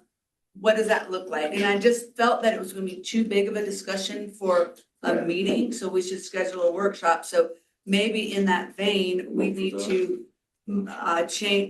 talk about, once we get that figured out, then we can turn around and talk about RVs and things. Because I know that there's people in violation with RVs all over this town right now. And it was a discussion we had even 10 years ago, like Mike Carter was like, how do we handle this? I see the cords going into the houses and I see the lights on all the time. What am I supposed to do? So. Is that something for us, Christie, or should that be go to the planning commission first? Well, I think for, maybe it should go to the planning commission first, RVs, but I think what we need to do before even that is get this employee, have a workshop about this employee stuff, I think because that's very important. without being able to enforce stuff, why have any of the rules? That's kind of how I feel. So, all right, well, thanks for the discussion, everyone. Item K is discussion of Title IV, Chapter 8, outdoor seating for food service establishments, Randy. Melanie and I, well, Melody brought it to my attention. The Berrigan Falcon down there, they pay $300 a year because that is considered in our ordinances, parkland. That they have taken and put stones out in front and chairs and everything else. That is on town property. The parklets were basically designed for, like the businesses downtown where you use the parking spaces. Okay, but now we have a situation, say like the ice cream shop down there at 2nd and Main and bootleggers. They don't have to pay anything and they're set up on the sidewalks. So should the parklet thing go away, or should those organizations that are using the sidewalks for sales be paying a fee every year also? Can I say something? Yeah, I think before, when Caleb was here, he did enforce that. It's kind of like the business license saying, I've given it to them and said, previously they have paid it for an outdoor seating license or whatever, it's $300. But if they don't pay it, some of them do, but it's just like businesses. It goes back to enforcement. How do I, if they're not paying it and I've done everything I can, they're supposed to be What does paying it. enforcement look like? I mean, if they haven't paid it, then what? Like, then what can we do? I thought when we had discussed this before, that it was Peregrine was being charged for that, and the ice cream place should be charged for it, and should bootleggers are. and Cappies. They are. Because they got 2 tables up there. Right, they're Everybody supposed should to, be paying. they are supposed to be paying But that. they're not. Right. That's state stuff. So we don't have enforcement. Right, I mean, some of them like Chappies, they do have a liquor license, so, and that's something that we could withhold. I'm just spitballing here, I would not. I think, like, I get it. And I think it comes back to this workshop, all of this, I mean, so to me, we're starting to build up what a job would look like. So I kind of think it needs to, I don't know how to fix it right now. Remember when I was on the board the very first time and the planning and zoning, we went through all the rules and everything. And we brought it to the board and I said, don't approve this. And you said, we have to start enforcing those things. Well, we probably do need to start, but then we go through, town managers, planning and zoning officers, and like I have said all along in talking about a position, and I look back at all the years and see how many different of those we've had in such a short amount of time, and you have to wonder, at what point do you have to start looking at yourself and saying like, this is, what we're asking is obviously not okay, because we wouldn't keep rolling through people every 2 years or 1 year or 3 years. If we had a job that was with reasonable expectations. So I think it comes back to that. Yeah. Workshop. But I agree with Randy. If you're not going to enforce the ordinances, well, then take them off the damn I mean, road. we've got people that have built fences. And one of them was an employee, right? That wanted to take the fence all the way to to the road. What's in front of it's in front of my property, I should be able to do it. And I said, no, this is for parking. I'm not gonna get any names. Yeah, I would think. So Randy, let Ask me, you a question when we have the attorney. Oh, yeah, sure.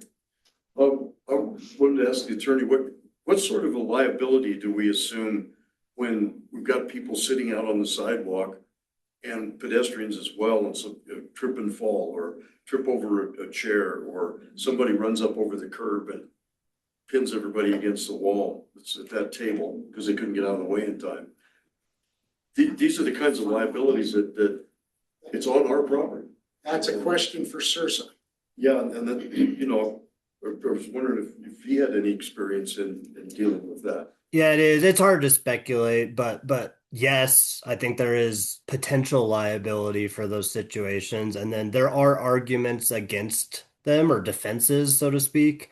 But one good defense is, well, we have these rules and we try to enforce them, and we can show our attempts to enforce them such that if they're not being adhered to, you can kind of point it's the, you know, company or the operator that's not following the direction, not us being lackadaisical or not enforcing our rules. But yeah, the facts would really matter there. But yeah, I cannot tell you that, you know, there's no liability potential there. Do insurance companies cover that? Is it in the rider? Well, it'd be under Sursa. You'd have to get a hold of Sursa. They're the ones that have our insurance and everything. So all that stuff's under a big blanket with them. I'm not sure I understood you, Dan. Did you say the town wouldn't have a liability, that the operator would, or did I get that backwards? I think the town would always potentially have liability, but arguments that the town would want to make in favor of reducing or eliminating liability would be we recognize this is on our property, and we have code, or we have, you know, policies about how to do that safely and appropriately, and we check on that and make sure people are doing it, such that if that did not occur in a given incident, the town would be in a good position to argue that that's not on us. We have our rules and we tell people our rules, and if they don't follow them, some of this or all of this liability may rest with them. So that's another enforcement question. When we issue these permits for people to have sidewalk seating, do we limit the number of chairs, the number of tables, the mobility of the tables? Do we do that? The 42-inch rule, you know, I mean, you know, you take the Sugar Lump down there, the ice cream place, and a lot of times they'll take those tables and they'll group them all together and block the entire sidewalk. We move around that. But the customers don't matter. Well, the customers do it, but you know, They could put a sign up that says, don't move the tables. and it should be, if Sugar Lump sees that they've moved them, they should go out there and say, hey, you can't do this. Do we limit the seating then to so many seats? That's why we need a workshop, talk about all this So stuff. that, question. yeah. I don't know if we do or And not. the outside seating, some of these people come up and put their own benches out there. Now, if it's their bench and somebody gets hurt on it, is it their responsibility? Or is it our responsibility because it's on the town property and we allowed it? So this goes along with our workshop and also talking about the 42 inches, and I'm just gonna throw out there that kind of makes the idea of trees on Main Street maybe obsolete, because in order to be able to satisfy the businesses putting. We talked about trees on Main Street. No, We I did. We I said- don't mean to fire you up, Randy, I'm just saying. No, well, I'm Just sorry. something to be No, I'm discussed sorry. with the budget and This things, is, but this yeah. is a couple of my No, pet peeves. No, you I know. So, but that's something we'll definitely discuss. So again, it comes back to this. So additions to the agenda, and I don't, sure. I have an addition. I have an addition too. Go ahead. Well, mine, it was just brought up to me a day or so ago, and I have to kind of put my hat sideways on for those guys. The health park has operating hours at 10 o'clock, well, I think it's from 8 o'clock in the morning to 10 o'clock PM. Okay? The SJO operates regularly during the summertime, several hours past 10 o'clock. And somebody asked me if what if somebody got hurt after the working hours, if they were walking back from the SJO and they broke their leg or something, and it was at 11:30 after the thing was closed. SJO is operating outside of the working hours? Do we have to have some kind of a memorandum of understanding that says that it's okay for us to operate those hours to reduce liability? I think that's a Dan question. Because the Yeah, the Dark Skies Group doesn't have any insurance because we're covered as long as we operate at the Bluff Park at SJO, which is owned by the town. We're underneath the town's liability policy. So, but with Tijuana's Happy Society, and we have lots of people that come down there from outside of Westcliff, you know. What would be the best way to make sure we're covered for that? Yeah, I think just putting it in writing, memorandum of understanding or otherwise, but clarifying the roles and responsibilities and what's allowed or not allowed.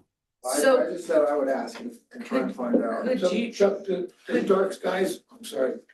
Christine. I was gonna ask Dan if he could work on an MOU that, what's the latest that you guys functions go? Well, I walked out of there on last Saturday.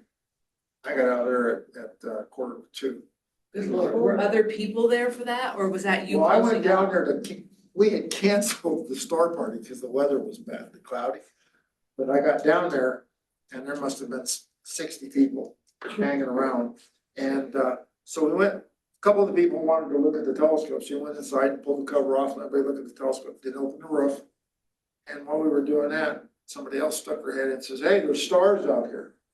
So, Well, it's gotta end. I mean, there opened needs it to be up a and- reasonable time. I mean, I think there needs to be something in place, whether it's midnight, so Dan can write Right. something. I would give it to a limit of at least till 1 o'clock in the morning. Till 1 o'clock in the morning, and that It was 3 hours. the town, except for an SJO event, the Bluff Town Park is closed as, I don't know how to say this, as of 10, except for these events that will not run any later than 1, just so that people know that they're on their own. Like if they're down there, a bunch of teenagers down there messing around on the Bluff Park and they get hurt, it's not on us. Graduation day, the teenagers were down below the bank drinking beer. And I mentioned to them that they're I've never heard of such a thing. I mentioned to them that they were on camera, you know, because the bank's the cameras down there. And they went, oh, and all of a sudden they packed up and left. So do you get the vibe of this ordinance or this memorandum of understanding? Yeah, I might need a few more details. I can work with Aaron or anyone. But the other thing I would maybe recommend, or I know you may already do it, but some sort of waiver of liability for any participants that just sort of says, here's what I'm here to do, and anything that I go beyond that is on me. So I think that's a lot of paperwork that you're not gonna get people to do. yeah, that's fair. I just I mentioned. mean, I think it'd be better to even have a sign posted down there that sort of like, you know, people that do, that have horses and it's like that equine. But yeah, and it says you're at something in that vein down that says, hey, you're here at your own, after this time. So Signage is definitely a good defense again. Like, you know, we gave you notice that. I'm not trying to stir up ordinance necessarily, just. No, but that's recent. I mean, that's. We had a little kid fall in a pool of water out in these nighttime things. That was done at the Air and Space Museum, right? And the kid, he didn't even get it. I think he scratched his shin, but she tried to sue NASA. Her lawyer sued NASA and figured that we could get lots of money. Because she got like about $400 to pay for the doctor's visit, but that was it. Well, we'll work, and hopefully then we can have something back here for the next meeting. I'll clarify what I'm yapping about to Aaron or I wanted to, I guess this is not an addition to the agenda, but I would like to schedule 2 workshops. I would like one to be about this employee stuff, and I'd like a second one we need to visit our dark skies ordinance. You know, I brought all that information to everyone last year, and so we need to move on that. So I'm pulling up my calendar. I will be at CML next week. And I will bring a report back about whatever I learn. Are there any dates in the end of June or into July that work for people for possibly some workshops? I'm not the retired one, so you guys are the ones doing all the traveling and stuff. Good. the whole What I can do is throw out some dates and Yeah. times and just Yeah. Okay, blind That'd be copy good. all of you guys. That's usually how we do it. just do the Survey Monkey. Yeah, kind of. Okay, so is everyone okay if we schedule 2 workshops, one for employee and one for Dark Skies? Okay, great. But And Christy, do you usually need Fridays? Is that the day you don't work? Or, Thursdays is the day that I work, oh, that I am committed to Okay. time. Okay. Fridays are usually kind of okay for me. So all these other things that we were talking about, oh, you're getting Yeah. into that, okay. Well, no, so then all these other things that we were talking about will, once we kind of figure out what we want to do as far as code enforcement, employee, whatever, then we can turn around and come back and figure out how we're gonna handle this. Cause I'm with you guys, if we don't have the ability to enforce it, why do we have it on paper? It just makes us look I'm bad. glad that we're bringing it up because, you know, for years and years and years, it's just, I think that's why it's really hard to acquire and hang on to an employee. Because they get mixed messages from different board members, from the public about and what they shouldn't get No, different. if they're gonna enforce rules, they need to be very clear cut for Yes. whoever's enforcing them. Yeah. Because they take the Enforced heat, across they the take the board. heat from the public and from their bosses, Yeah. and that's why we lose them. Yeah, I agree. And I've always felt that ordinances need to be clear, very clear, no room for interpretation. Right. So anybody else have any additions to the agenda right now? I come up with an idea, I don't know how this is gonna sound. Oh, I'm sorry, that's not an addition to it. Okay, then we'll wait till, is it okay to wait till the reports? Yeah, I'm sorry. So then we are to staff and committee reports, and the first one is from Jerry Pearl regarding the infrastructure project. Okay, it's been a month, I guess, since I've been here last time. Yeah. Project's going good, better than I would have anticipated, so I think that's good. Ed's really worked with us on some spots where we had some low pipes that after they backfilled, they pushed down a little bit. He's gone and fixed all them spots, which was about 7, I think. And I mean, Round Mountain calls it not passing. To me, when you have this much sitting in a long pipe for a little ways, it's not gonna affect your flow. But Round Mountain wanted perfect, so that was good they had a camera, because before you would never pick that up with a camera, without a camera test. Because all their deflection, all their pressure tests, their flow, everything's been good, so. Just one of those things, but now they have a camera test, you can see everything that happens in that line. Good. They are all caught up with backfilling, all the testing is done to, well, it kind of goes weird, manhole 5 goes to manhole 8, and then it goes 8 to 9. They still have to run from 5 to 6 and 6 to 7, but everything's backfilled, everything's cast.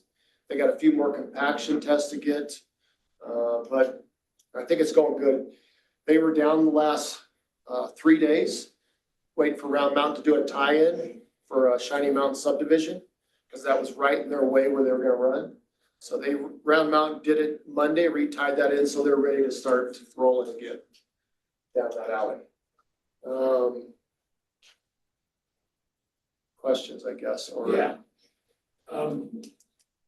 Where the southbound leg of the new sewer pipe meets the fence by Drew's storage area. Yes, That road. well, yeah, that road hasn't been cleaned up yet, but Oh, well, my question, I want my dog out there. Is that manhole up to proper grade? no. Ah, So didn't think so. those will be Adjusted. checklists at the end of the job where, okay, they gotta add 8 inches of rings or 10 inches or something like that. Once they have grade, then they meet grade. Right, so they'll have to grade it all out, they'll get to that point, but everything right now is a little low, and they're supposed to have at least 2 rings on each one of those manholes. So in case the grades adjust down, they have room to go down. So that hasn't been done yet, but that will be done. I understand. And then how far have you gotten? Are you to the town property boundary yet? The town you mean where they run into? Yeah, as you're heading east, Heading 96. Yep. Is it up to the town's property yet? It's up to the road, it's all in town roads, so everything's in the city. You're right talking now. about that property that Yeah, we're gonna- Scheduled for development. Yeah, for right? development. So, So I don't know which piece you're doing, if it's on the other side of Sixth Street. Or, Yeah, it is. or if it's, Right here. In the middle of Sixth Street. I don't know where the first part of your building's gonna go, if it's on the, closer to the highway, or if it's in that low spot, the bigger lot. So there's no stub in it. No stub ins right now or nothing, just the mains, but that main is ran all the way up to as far as it needs to go Okay. on Sixth Street. So it's ready to be tapped, it can be tapped in anytime. I mean, we don't have a definition of where the lines are gonna go on the development project. Just getting into our just property. give them to her. Whoever develops. Yeah. So, but it's to the point now where yes, you could take it and go to the property. What percentage complete would you say the job is right now? The sewer, I'd say is 75%, nothing on the water. Yeah, you haven't started water. And I know, he's gonna try to start getting the water parts in next week.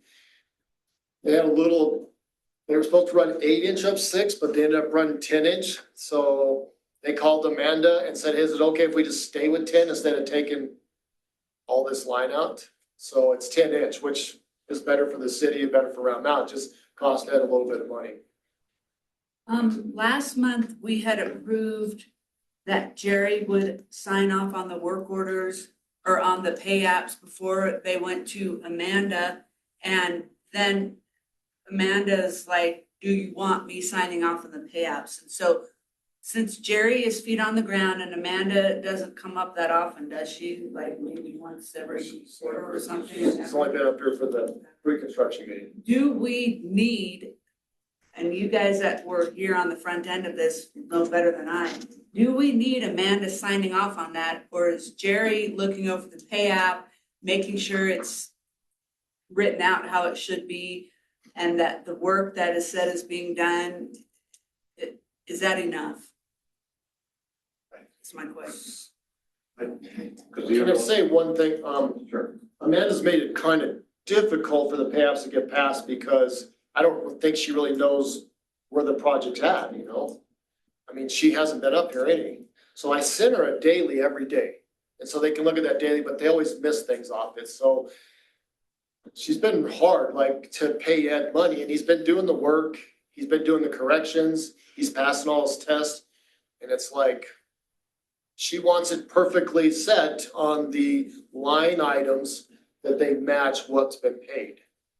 And so I'm a little to blame maybe in the last pay app, as I said, this is what Ed submitted, and I told it to Christy and maybe Aaron, I can't remember. I showed him what the pay app was, and she said she never sent it to you guys, and she should have. I don't know why she wouldn't have. And that pay app, you know, he had been over there for 3 weeks or maybe a little longer, and had not paid nothing, and he was saying, hey, I'm gonna pull off until I get paid. Kind of what he said. You know, you can use your power with that, you know, when you got a job, but he's not gonna break his bond, you know, he wants to keep it going. He's a local person, he's trying to do the best job possibly. But that pay up was hard because she didn't know about it. After you made the check, she didn't know about it. And she chewed me out for about 20 minutes, and I just told her I don't work for her, but I work for the town, and there's no reason you couldn't pay him. And she didn't want to get into me with that, so I kind of left her, so she had talked to you Well, guys. so she sent an email kind of has gone through, like, cause Bob's been real involved with this project, myself and Aaron, and I copied Jerry on it. She's like, do you want me to approve the pay apps or not? And I said, look, we will talk about it at our meeting tonight. So I just need to know, are you okay with Jerry approving these and then we're able to pay? Or do they need to go to Amanda? Is the issue that without Amanda's sanctifying this, she may not give us the recompense, because we're paying out of pocket, right? The town is, and then we get reimbursed after the fact. We get reimbursed by DOLA. So you're saying if without her Oh, I sign thought off? Amanda was doing. No, Amanda is the engineer. Our engineering company. My concern is that Amanda be responsible for saying that it has been built according to her engineering. As far as the payout goes, it's the town's money, it's the town's project. Jerry's the town's employee. By contract. Yeah. And if he's satisfied with it, he's representing us, and I think Ed needs to be paid. I agree. So That's my feeling. let's go backwards for a second then. If Amanda is out of the loop, does Dola care? I mean, does Dola accept Jerry's? I guess that's a question that Aaron would need to ask Dola, because so what we have from Amanda are the plans. She engineered, or her company engineered the plans. And those plans are what we have hired Jerry to make sure is being followed.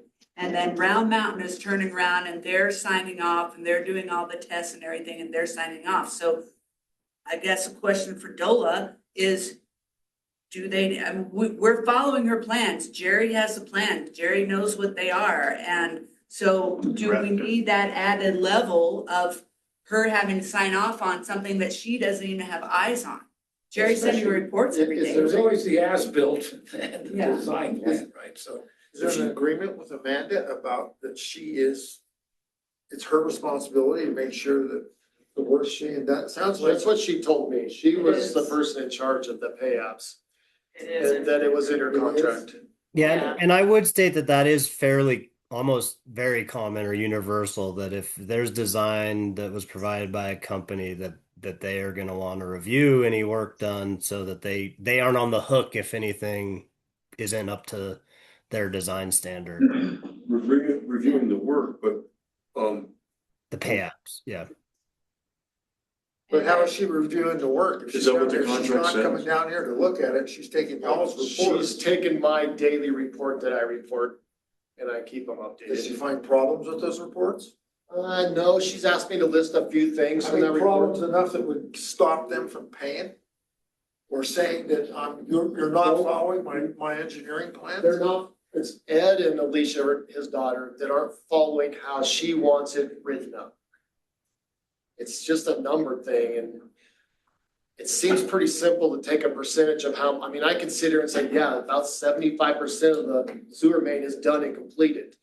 Now they hold it 10% off of every amount that's put in for the pay app, so it's not like they're gonna get away with not doing nothing. This last time, when you guys paid the pay app, she didn't know about it, they had put another pay app in. And she listed it as the first one, so I wanted to make sure we didn't have $123,000 Right, lost. right. So I called her and talked to her, and she said, and that's when she kind of freaked out. Because he wanted paid for the materials, that was the only thing I think. Yeah. And she wanted to see the receipts for all the materials, which maybe that's a good thing, we haven't seen that. I sent it to her. Okay. She asked for it after she talked to me on the phone. Which I had called, Core in Maine, out of Colorado Springs, where they're getting all their parts.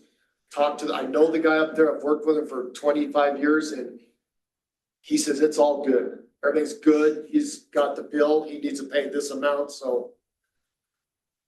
how far away is she? Where does she work, out of Denver or someplace? Colorado City. Colorado Colorado City. Springs. Colorado City. Oh, Colorado City. Well, Shoot, she should be able to come up here and check. this out. She doesn't do It that. does not help. Yeah, and I don't know then if you guys are, if it's standard practice, I guess that the engineering firm would approve the pay apps. There needs to be they need to get paid. I mean, so if Jerry has signed off on a pay app, he's the one here seeing everything. If that then goes to Amanda, I don't need this 2-3 week holdout. So I don't know if we could say, once Jerry sees it and he says, yeah, this is correct, that she has a week to sign off on it, or what? The missing thing to do is that she is accepting his word that the work is getting done. Yeah. And that's when you pay, is when the work gets done.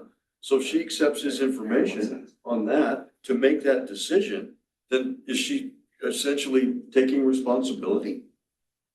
Sarah, did you have something? My concern with not having her approve them is when I send in my reports and my reimbursement request to DOLA, on the pay app, it asks for Ed's signature, the owner, the town, so mine, and the engineer.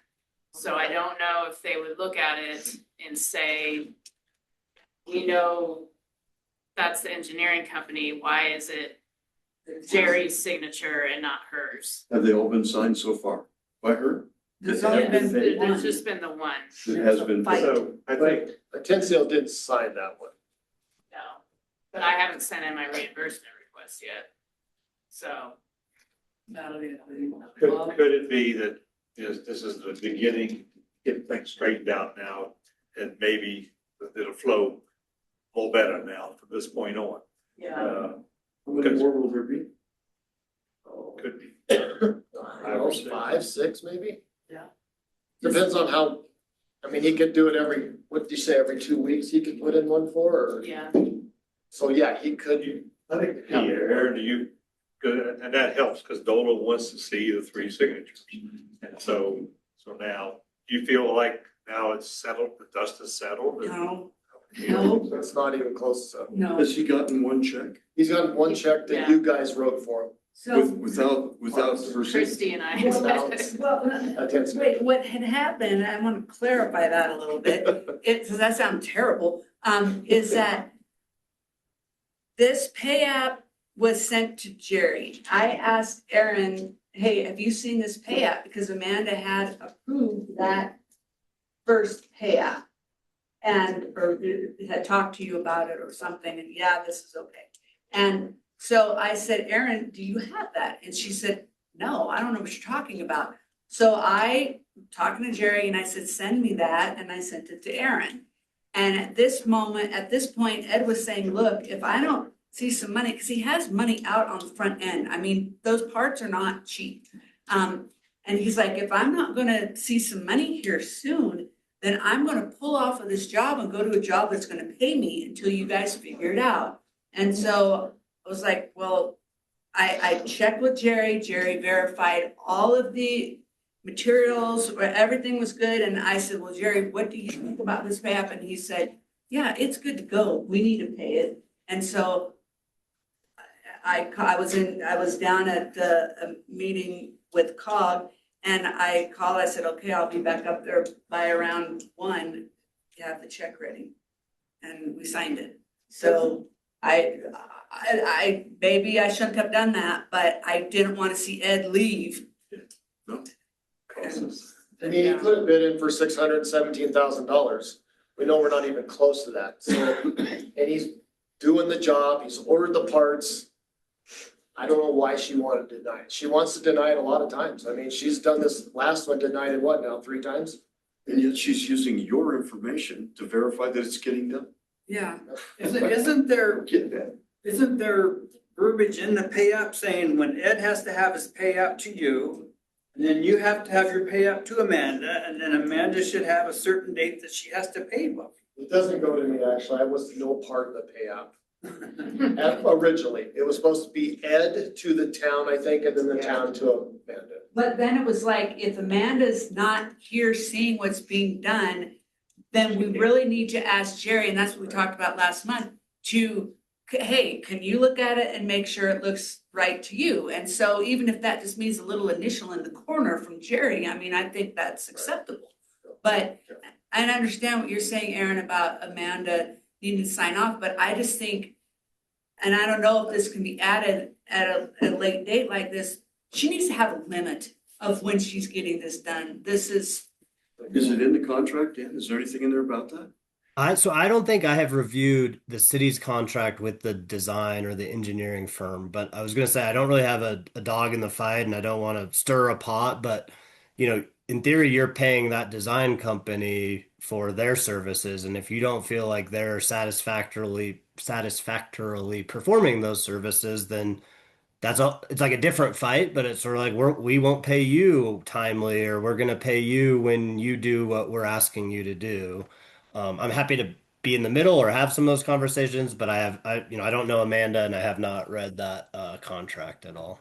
That's been a question that I've had for a little while. I don't know, we have the design, we have everything, as far as the paperwork and whatnot, and that's what we're following, but I do not appreciate the way she treats our staff, the way she treats Jerry. I don't appreciate the way she's dealing with Ed, and to me, these are fireable offenses, and I don't know if that's something that can even be discussed, but, we don't work for her.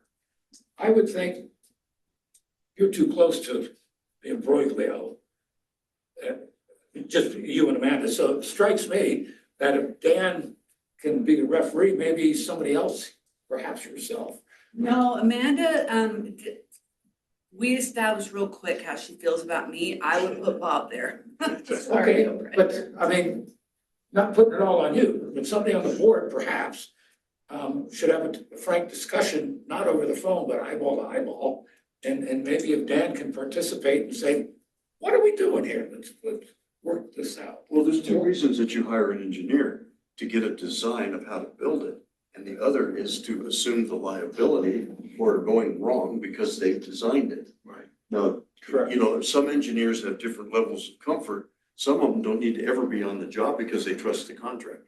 Well, she seems a bit. Some of them are there every day to see what's going on. She's never been here. And so she is trusting essentially our guy to give her the information I she get needs that, for her comfort but level. then why, you know? But that's a missing link to me. If she's not accepting his, she's Yeah, I know. accepting his information, but not accepting it. I think she's watching out after the town. I think she's just trying to make it really hard for Ed to get a pay up through. She's trying to keep the paperwork in line so that she knows the percentage of what's being done and stuff. So she's not out of line. It's just not happening quick enough. It's like, why can't this be done in one day? Well, that's the question that I would hope a frank discussion might touch on.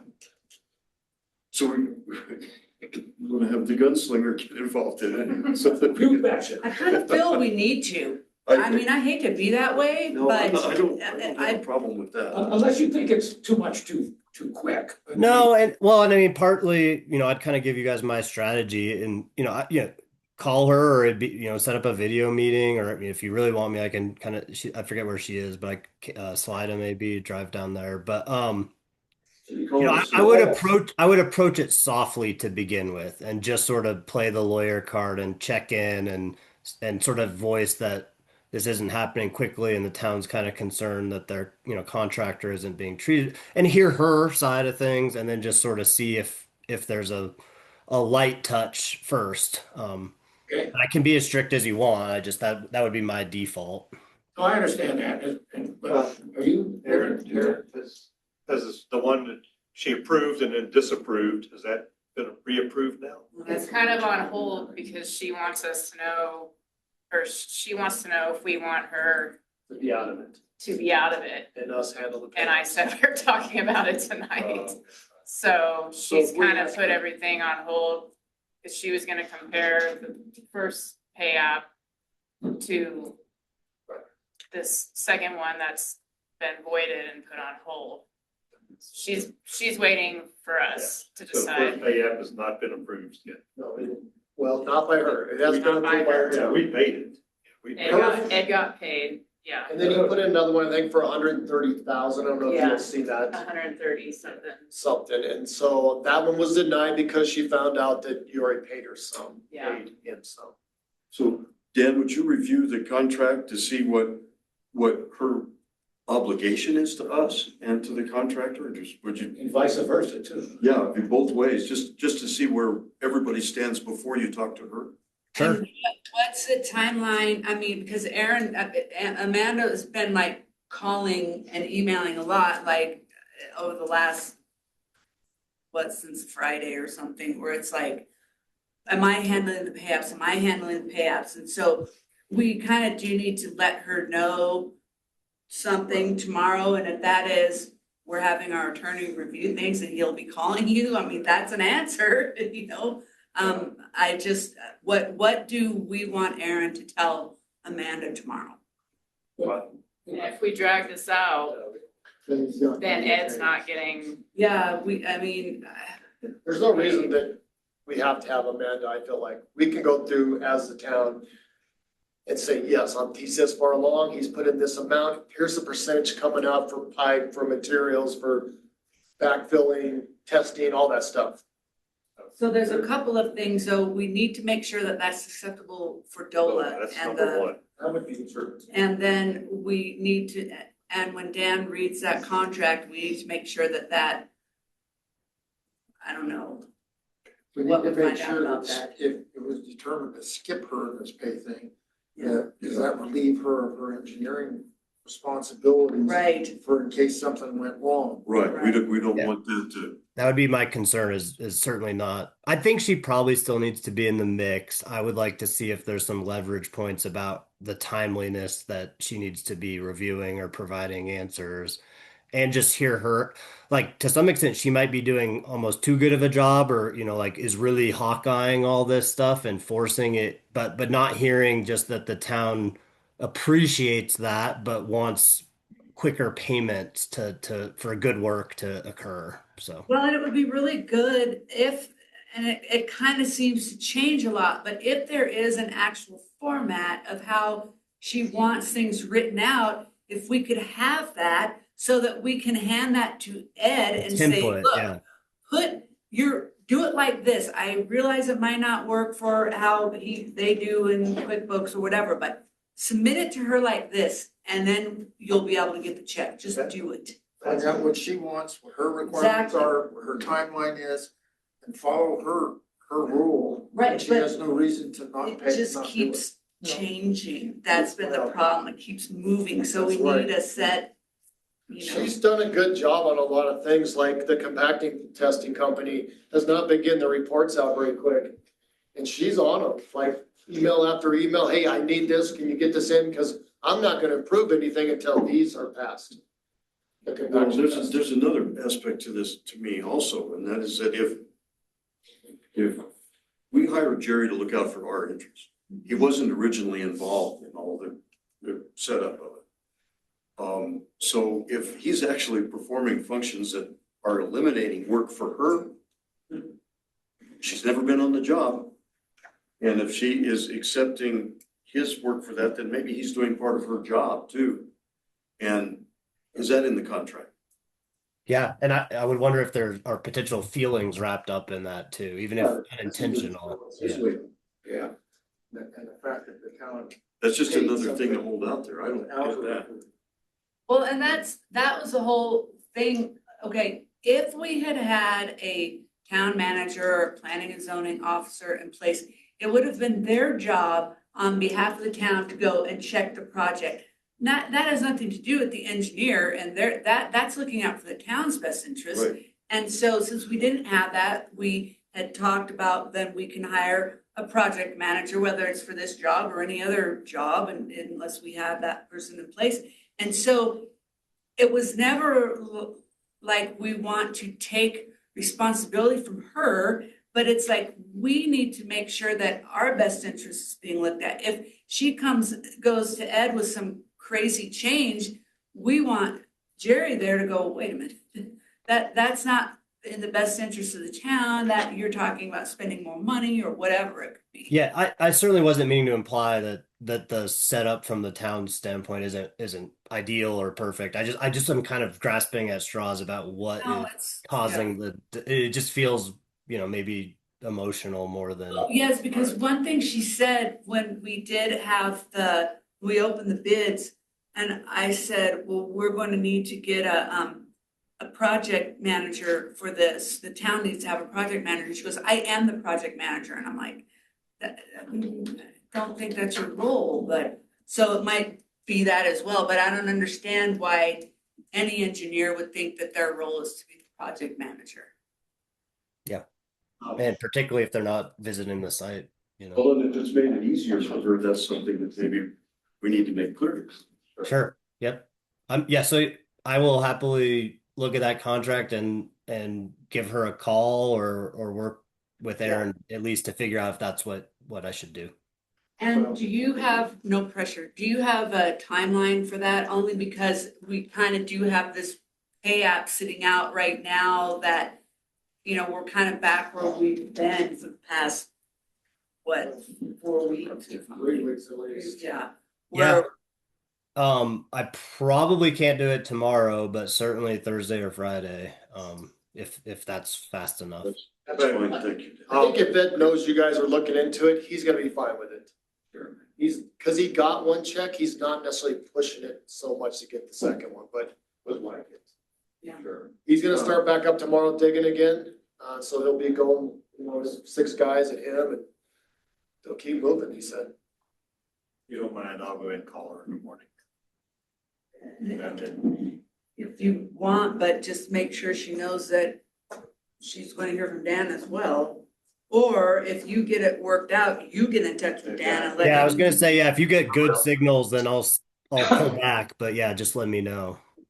Yeah. But just, I mean, if she's wishy-washy or anything, I understand, oh, yeah. we need kind of an answer. Oh, definitely. No, Does anybody think meeting person to person has any value? I mean, from my experience. I'll call her and set up something. Just walk down there. That's how I walk down there. Well, and I don't mean to like threaten me, but I think sometimes even just mentioning like, oh, our lawyer might have to call you or is interested to call you. You mean not as a threat, but just as like, oh, this is going to be a rigmarole if that happens. Let's solve it before I'm involved. So feel free to use that bullet. Your cell number, Dan. Thank you. So what She should could I tell her or have? I'll call her first. Okay.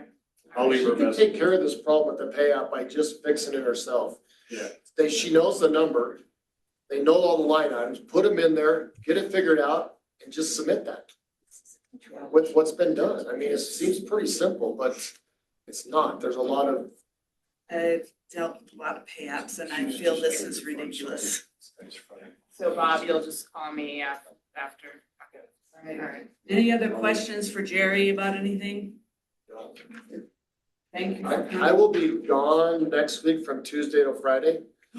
I'm trying to get Round Mountain maybe to cover for if they have any testing. Maybe Amanda. Or Amanda, I'm gonna call her and let her know that I'm gonna be gone. I can still do the daily reports where I'm at by getting information from Ed. And let Round Mountain at least say, yeah, I did do this. Yeah, all right. Thanks, Jerry. I had this plan before I took this job, but that's the only one I think I'm gone for. Jerry, did you need anything from us for the town, like streets, the signs? The question is, do you want to try to get some of them, have me talk to Ed and try to get them streets straightened up? I wouldn't go into the storage unit better, or are you good with that? He talked about getting some road base over there, and I told him we could help if he wanted us to, grade it and just bring the road base and we spread it out, but. I mean, I think he wants to kind of finish the sewer and then kind of straighten it all up. That's fine. So I think by the end of this week, he's gonna be close to being done with the sewer. Maybe into next week, a couple days of testing. So we say the sewer and water is 50-50, but it's not really. The sewer was more of a probably 65% of the whole job, because the depth and the distance. So it's even maybe 70%. So, and he's only got paid what, 10%? Well, maybe a little more. 10% of the job. Probably 20% of the job. Yeah, not. 620,000 out of 600 and some thousand. It's about 20. So 20%, yeah. And most of that was his material costs. Right, it was. No, I've seen the cost of materials. Yeah, it's over $200,000 for water, for the sewer, all the fittings and valves, so. Okay, thank you, Jerry. Jerry. Any other If questions? you ever want to call me, you can. I know Bob called me once in a while, Kate comes by once in a while. That's right. I call Christy when she yells at me and stuff like that, but it's all good. I've dealt with people like that. I'm pretty laid back and chilled, so I just kind of take it to her and just kind of say, hey, calm down here, let's get this figured out. Yeah. But she's pretty high strung and probably, maybe that's just how her personality is. That's the line of her work. She's got to be hard. And so Well, I think she's shown some trust in accepting all the information. That means something right there, and that's kind of where I'd like to get to the bottom of that. I think that would solve it all, just to know what's Probably going right. on there. you're probably right. Well, thank you, Jerry, and thank you for dealing with all of some of the nonsense. All right, Thank you. leave it outside, got a nice 10. Yeah. Okay, streets and park supervisor report. Guess I gotta stand. Thanks, Jerry. So I just want to say, I don't think there's a trade that costs more to mobilize and demobilize than an excavator. So for him to actually threaten to pull off, I mean, he's gonna be losing money. Anyways, okay, so we've been heavy duty mowing and weed whipping and we're definitely in the summer mode, trying to get the parks, keep the parks ready for all the different events that folks are using them for. Neil's almost got us to 100% on irrigation. I think that's his goal, is by the time he leaves, we've got a clear slate and everything's working. We had a complaint on a area of contention, but I guess we finally figured out that it was ours. It's on North Street between Second and Leah Lane. That whole, it's where the dumpster sits across the street from the trailer park. And so Christopher and Deontay went out there and spent 8-9 hours out of it and just cleared the whole place, chopped down old trees that were dead, cleaned up the live trees, and just made it look really good. So probably make it a park. So, I don't think there's anything else. The street sweeper has been working well. We got a little problems with it now, but we got some service guys to come up and take a look at it. It's been a kind of a learning curve, along with the fact that we're trying to catch up. I mean, some of our curb or our gutters were 4 inches thick and growing weeds, and so it's taken a few times to get through there and get it all cleaned up. But we have plans on, being absolutely ready for the 4th of July and Main Street cleaned up and restriped and keeping everything ready to go. The Just Price is looking really good. A lot of that's got to do with the garden club, working with us, and the farmers market do a real good job of cleaning up after themselves, so it's working out real well. Guess that's it. And we can't forget that Neil is retiring, and even though I'm a big fan of plaques, evidently he is not a fan of plaques. So we just will say that congratulations on retiring, and Thank wish you This all is the last best. meeting. We This go is his before our last next meeting. Yeah, Yeah. unless he wants to just come hang out because we're real fun. Come on, man, you don't have. Always drag me in here if you need something. It's Yeah. Tuesday night, for heaven's sake. How long have you worked for the town, Neil? 5 years. Thanks for Town clerk report. Um, Oh, wait, does anybody have any questions for, streets and parks? Oh, how's the shade structure project going? I'm sorry, sir, the what? The shades for the, We were discussing today, I would need to meet, I've got a note that I want to meet with the park planning committee out there for our ideas of location. And I think we've decided to go with everything being 4-post. Just being scared of the wind and the snow. 4 posts will just make us sleep better. And yeah, again, we've looked at some of the locations today, and I want to get with the park folks to make sure that they agree. Aren't those the park folks? yes, Two of them. I don't know that Sound we've excited. been anointed properly. You met the first folks, they're right there. Well, you guys, we did in that one meeting, you said, and you were not back on the board, but you were like, I will volunteer to help with that, so.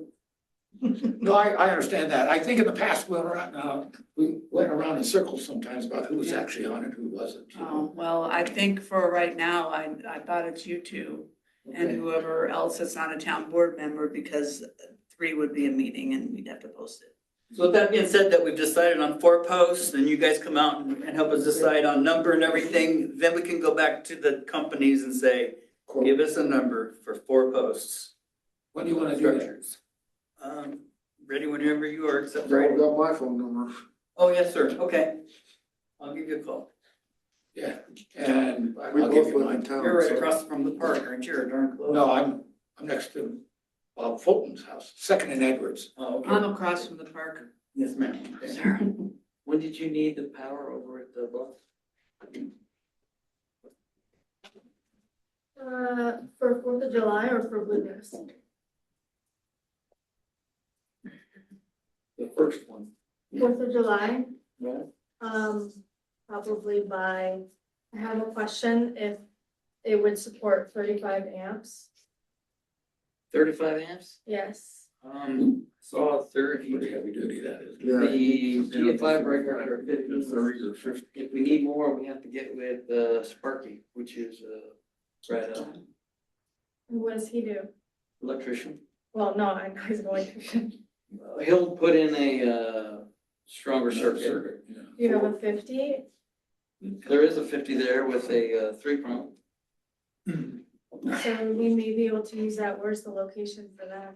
That is left of the, you know where there's 3 trails, one by the bathroom, one down the center, and then the one on the north side? It's near the center trail. There's electrical pads along the rocks. It'll be that second one in. So between the new tables and benches and that middle trail. There's 50 amp. It is. Oh, 50 amp, 120? I didn't know No, such no, things it's existed. 50 amp, 3-prong. It's like an RV plug, and she can convert it down, right? Oh, step it down. Any other questions for streets and parks? It would be Bounce that house. morning. Bounce house. Mine goes 30. So we'll have Aaron, we'll go on to town clerk report. The final draft for the MOU with Round Mountain, I sent that to Dave Schneider and he's taken it to their board. So you had asked me where we're at with it. And the only other thing I was gonna talk about was scheduling workshops, but you did it. So I'll send out the email with some dates and times. That's it. No, 2 workshops, just They're on my one for employees and one for the dark skies ordinance. Yeah. And then some of this stuff kind of goes in with the employee stuff. This is all we get for 2 workshops. We'll start with 2 and we might break them out. We'll get it. Well, and then I'm keeping track of a list of for a future workshop, not right away.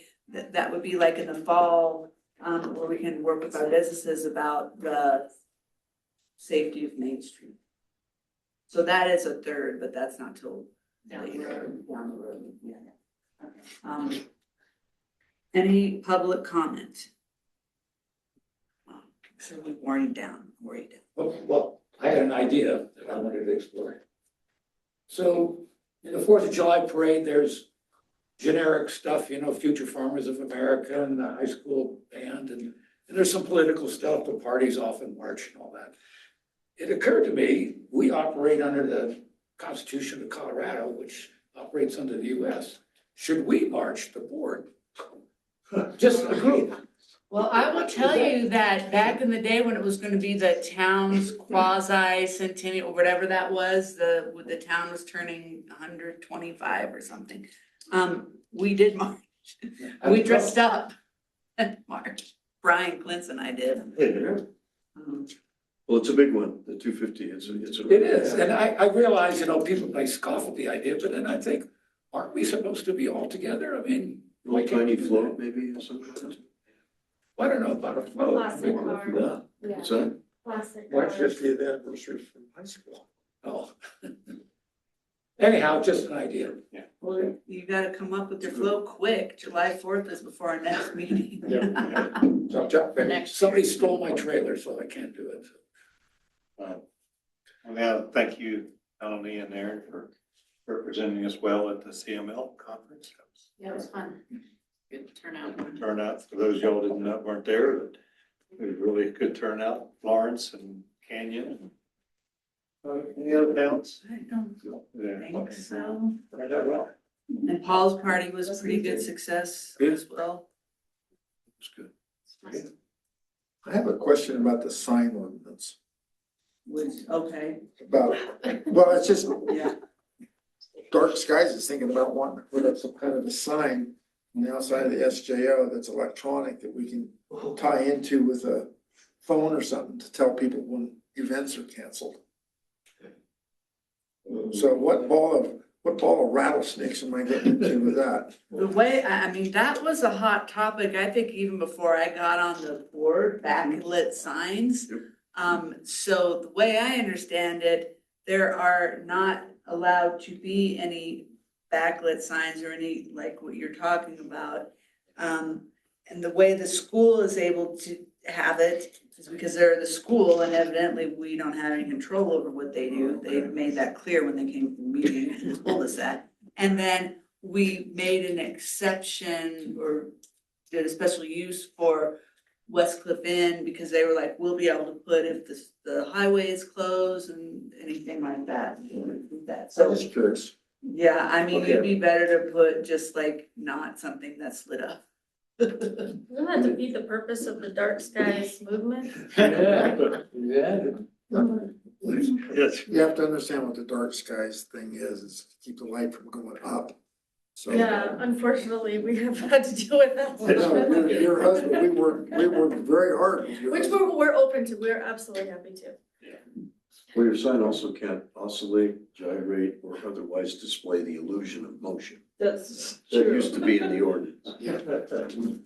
Well, my suggestion was somebody went down there and hang out, put little hooks on us and for the SKO right now that says Those air guys that Well, just see the cancel. used car lots. Yeah. or something like that. Right.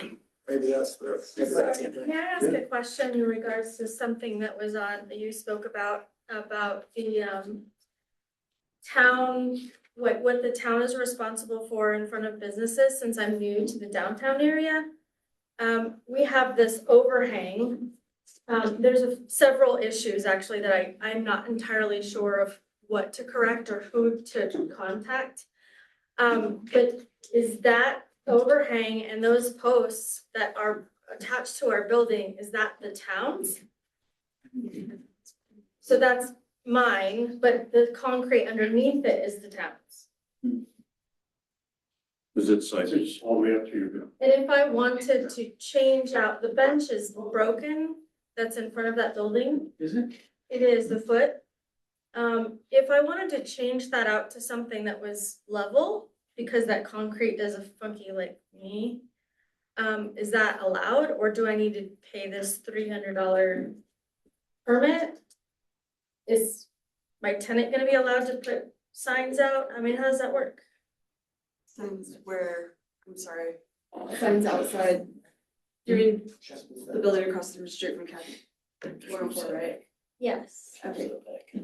You can put signs on your building. Yeah. There's a sign ordinance and these guys can get you that ordinance with the length and height and all that. But as far as the bench goes, that is a good question. Now, since we're kind of talking about that, but if it is replacing an existing bench that's broken any different than replacing an existing fence that broke and you? I don't think it's a don't have- repair. Yeah. Is it our bench though? Is it the green one? It's green, yeah, it's pretty. So we can take that down, and if she wanted to erect her own benches, you could do that. I mean, and I would get approval, but I'm trying to pay homage to the mining and trying to revert, even though it's a newer building for downtown, kind of revert it back to what would make more sense. And to update it, but there's just some questions, like there's a sign that says 2-hour parking only, that I think Chris accidentally sprayed a little bit over, but it's attached to the post. We might be replacing all of that, so I think we have one if you wanna replace it. can we? I kind of see a way out on this one. You can get your plans approved by coming in and asking for a facade grant. Yeah, I was just getting. And they got the facade But I grant. did, Facade grant. and I'm very thankful that we were approved. Well, was all of this that you want to do part of that? Well, On the bench. unfortunately, 5,000 doesn't quite cover a fraction of, or just covers a fraction. Sure, I know, but your plans would have been involved and submitted, right? The photo itself has improvements like that, yes. That was Yeah, so I submitted. mean, I'm thinking So that, we've kind of already approved I'm that. kind of thinking if we Yeah, could she just said- give you a facade grant and. I'm just trying to do it right, you know? Well, no, what we're saying is there isn't there's no way to address it within what we have now, but You know, your facade does it. if you get a grant this year, you can't get one the next year. Right, but if what she presented, we approved and gave her the money, then We're part of the if process. hasn't she already gotten approval for what she's talking about? Yeah. I mean, I don't wanna be a naysayer Would on we this, pay but for this part is of it or exactly why I think a lot of issues arise later is because so-and-so got approval, but there's not. Right. You know, if you're saying that Steven at Paragrand has to pay $300 because he puts a bench out, why am I different? But are you serving food?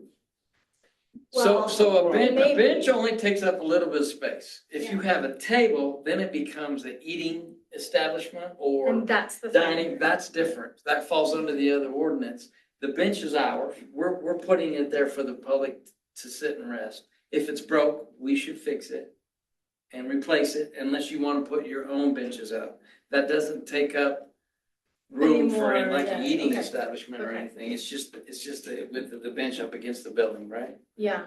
You said something about the sidewalk. What are you saying? Well, maybe when you are all doing your workshop, if you would consider taking a look at the property itself in terms of safety for people, it appears that the sidewalk has kind of gone up in order to allow. Yeah, that's, as far as I know, that's been that way since it was probably originally put in. But if you go under our sidewalk, you go under our sidewalk ordinance, I believe it's 50% town, 50% business. Right. And then the driveway, I think, is 100% the business's responsibility. And the curb and gutter is the town's responsibility.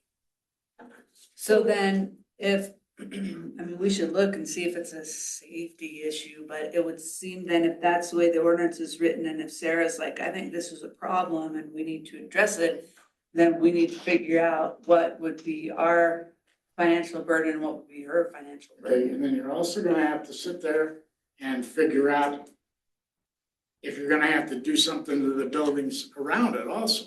Otherwise, you might end up with a step, Yeah, and you can't have that because it has to be ADU compliance. right. Well, we just need to go look at it. Yeah, we're putting in a much larger door and making everything in there ADA compliant. And so, but that was a question when we looked at that. So for us, I mean, we want to do it right. Like we're Right. here to improve and breathe life into that part of the town. So I don't ever want to, cut corners with that. You might go take a look at the grandma's place where if you're going west, and how the sidewalk goes and then it's got a ramp. Okay. I'll take a look. Walking's my specialty, so. I have one more. Yes. I was approached recently by a lady that would like to do a memorial bench or something for her parents. And says, and Aaron, did you get a thing from? Okay, says she's, called, whatever. Anyway, so it got a hold of me, who used to be one of my hay customers. And anyway, so I said, what does the town, what can we do? We want to have something. So we have nothing as far as I know, as far as memorial, like benches. I thought there is there? I thought there is something that people are able to do plaques or things. That's how it's written. With the plaque. Well, if about a year ago or 2 years ago, we discussed something like that, and we said we didn't want to start having people put plaques all over the place Right. and donate a tree, and then, it would just be getting out of hand, we felt. And the fact, and that if we were to do something, it would be for a person that was living here that made a contribution to the town. Right. So, but But we never put it into an ordinance. Right, that's what, I remember talking about that because of like, God, I can't remember the guy's name that has the bear paw down on the Bluff Park. You know? But he didn't- can't remember his name. So would that be something then that we should put on planning commission agenda to discuss that ordinance? Yeah. Or, and then we can bring that back to the town? I'm filling up planning. Vic Barnes is, but yeah, and you see that in other communities where you have that, and so if we want to do it, there's continuity or something nice, don't just go slap a. something. But it's on a rock around the edge of Bluff Park, those big rocks. Anyway, so. So we'll put that on planning commission to address that whatever we have in place, if we have anything in place. You're gonna be busy for a while, aren't you? Yeah. Yeah. But there again. Anything else? I don't have to make a motion, I guess, to adjourn the meeting, so you can just be adjourned. Thank you, Dan. All right. Sarah, you gonna be able to? Thanks, y'all. Have a good one. What?